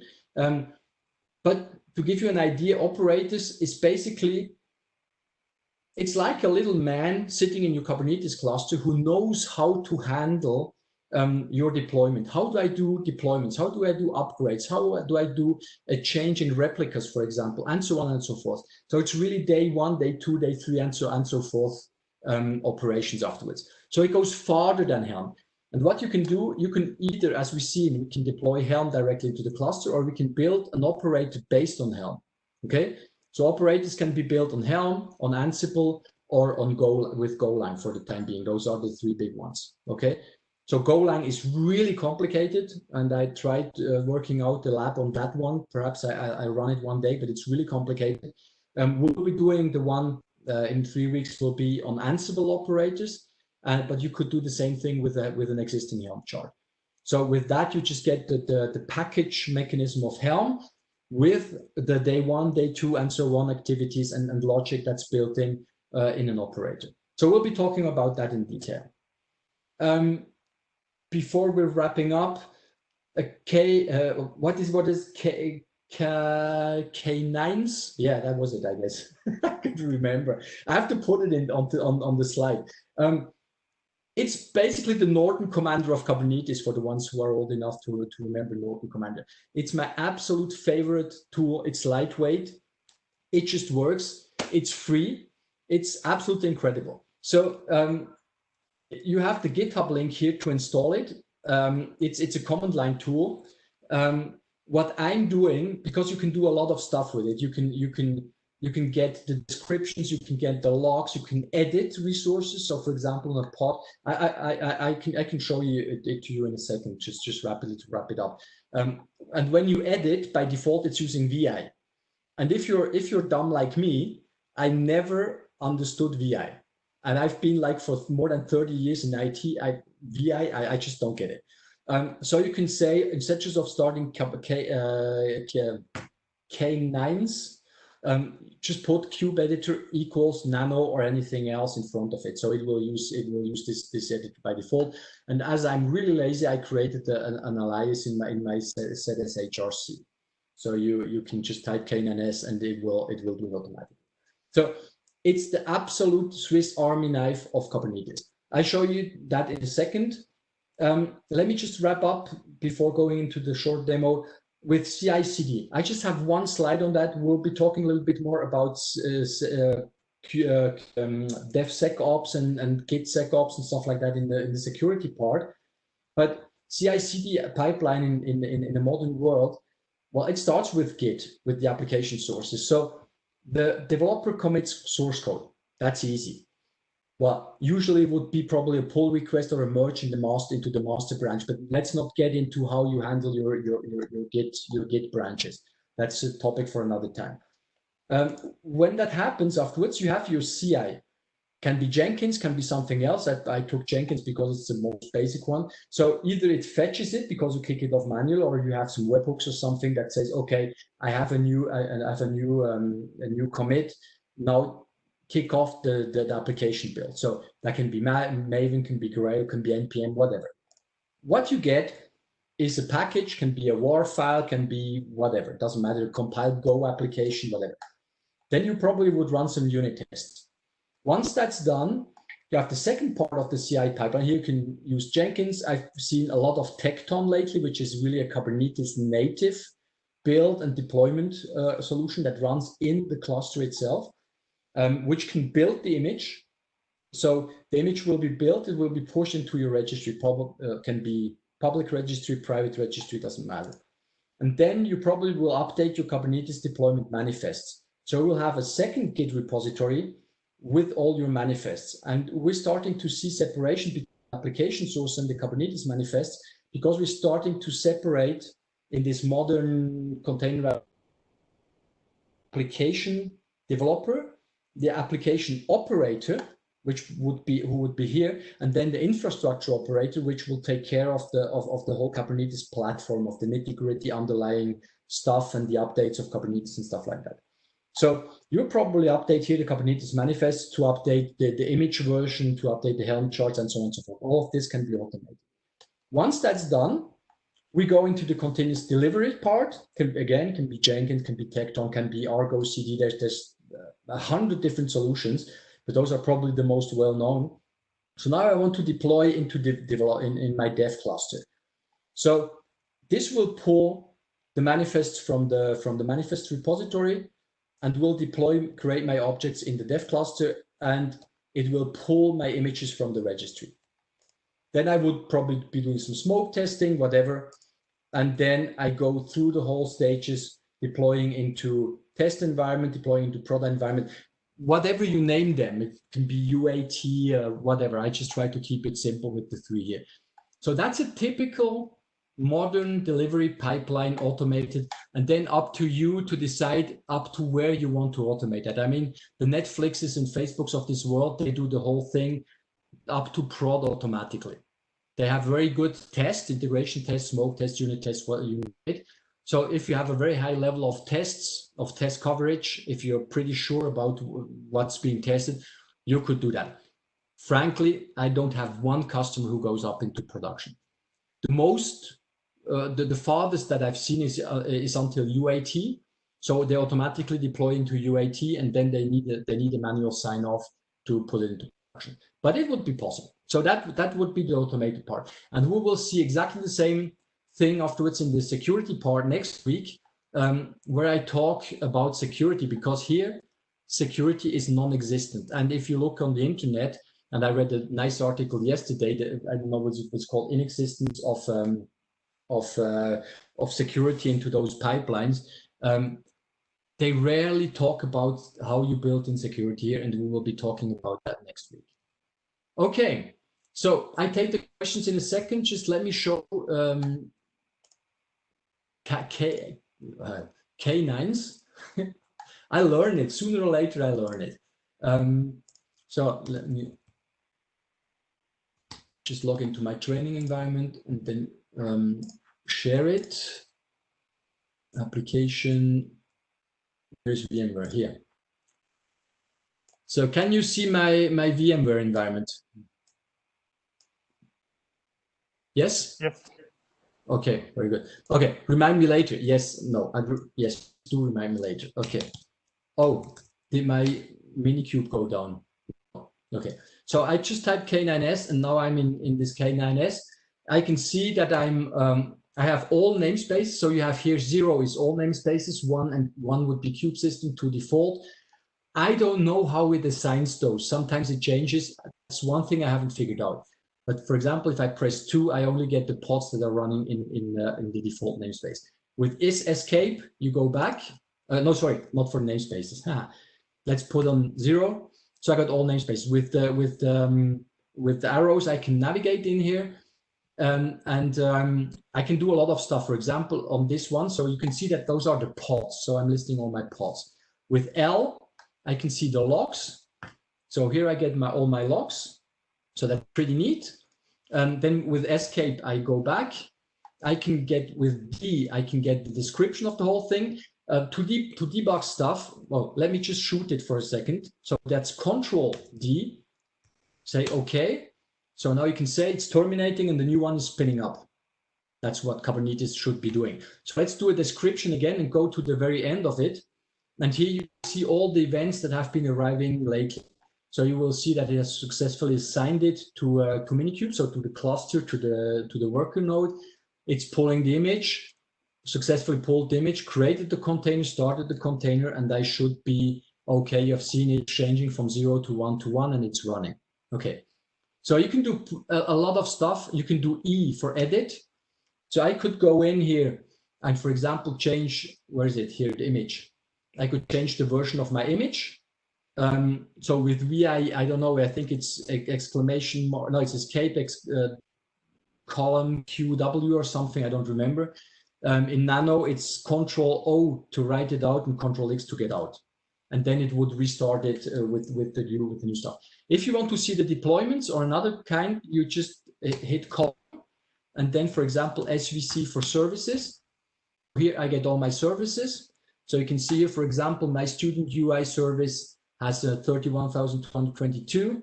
It's of type node port, so I can go into description again, and so on and so forth. You can get the YAML code. So the whole definition of my object. That's, in this case, it would be the service object, and so on and so forth. So it's really, really, really cool and handy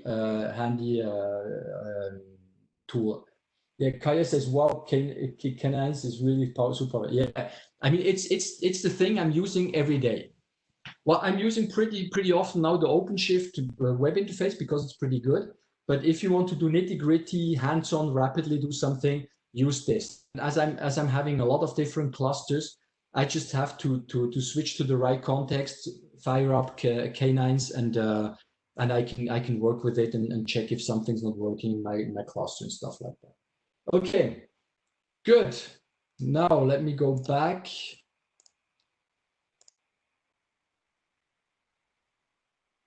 Video is back. That's good. Let me go back into PowerPoint.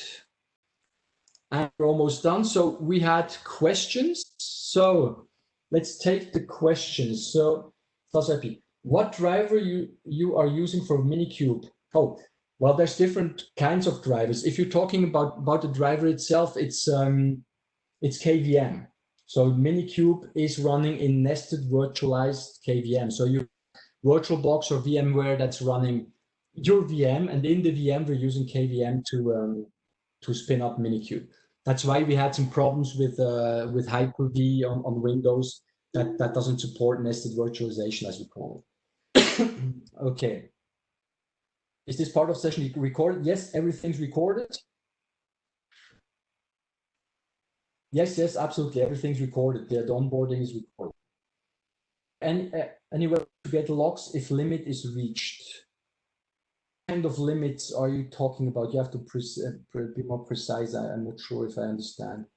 In Helm, can we logically pick a specific YAML file if there are multiple YAML files? Then we have Yes, that you would you would do that on the command line. I don't remember the option, but you would do Helm install, and then you just try to type Helm install enter, and you should get the different options that you have. But I'm not sure if it's -F or -5 or something like that, or minus values. You'd have to look that up. I don't know that by heart, but that's exactly that. So you can type in the values file that you want. If you don't specify it, it's values.yaml. So a little teaser for next week. So we've seen that. Now the question is, how do we secure the whole thing? And that we'll be talking about more basic stuff next week. And in 2 weeks, we will talk about how to do a little bit more advanced stuff. It will be pretty basic still. I mean, Kubernetes security, we could talk for hours, but I think it will give you a good insight on what you can do. Okay, so more on this next week.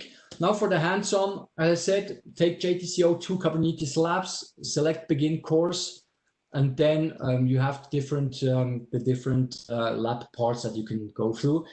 I will stay online. Well, we will stay online, try to answer questions. I will have a look at this this thing with the standalone module, well, the standalone stuff that I pushed this morning. I'll let you know in Slack or directly over the WebEx session if I've done it. So duration normally is about 60 minutes. Obviously, we won't get through. I will monitor the whole thing until 5:30. Then I have to run. Yes, I saw a question popping up in WebEx. Yes, the slides will be posted as soon as I have a minute for to do it. On my GitHub account, and Pascal will be sharing the YouTube recording as soon as it's ready. So typically the question regarding the presentation, the video and the meetups is always coming. So I will pin a message on the Slack channel with all these links. So have a look on a regular basis on the Slack channel pin message, and we'll get it. And there was a question, which books are you recommending? I have some in the presentation. So those two are a little bit egoistic because those are IBMers who wrote them, but they're frankly pretty good. That's techie to techie speaking. They're really good. You can get the first one here. You should be able to get it for free on this link. Otherwise, you can buy it in paperback on Amazon as well. This one is on Amazon. You can get an excerpt of the first chapter. And another one that's not IBM's is Kubernetes Security, where I got quite a lot of information for the next 2 workshops that we'll be doing. Okay, so see you next week, same place, same time. We have preparation call Tuesday evening at 5:15 to 5:15, as always. So if you want to dial in, if you have questions about this workshop, about the hands-on labs that you haven't been able to ask or that you haven't asked in Slack or anything, dial in, we can have a chat. And then, as I said, same place, same time next week will be Kubernetes, more basic security introduction. With that, thank you everybody. You can go into the labs. I will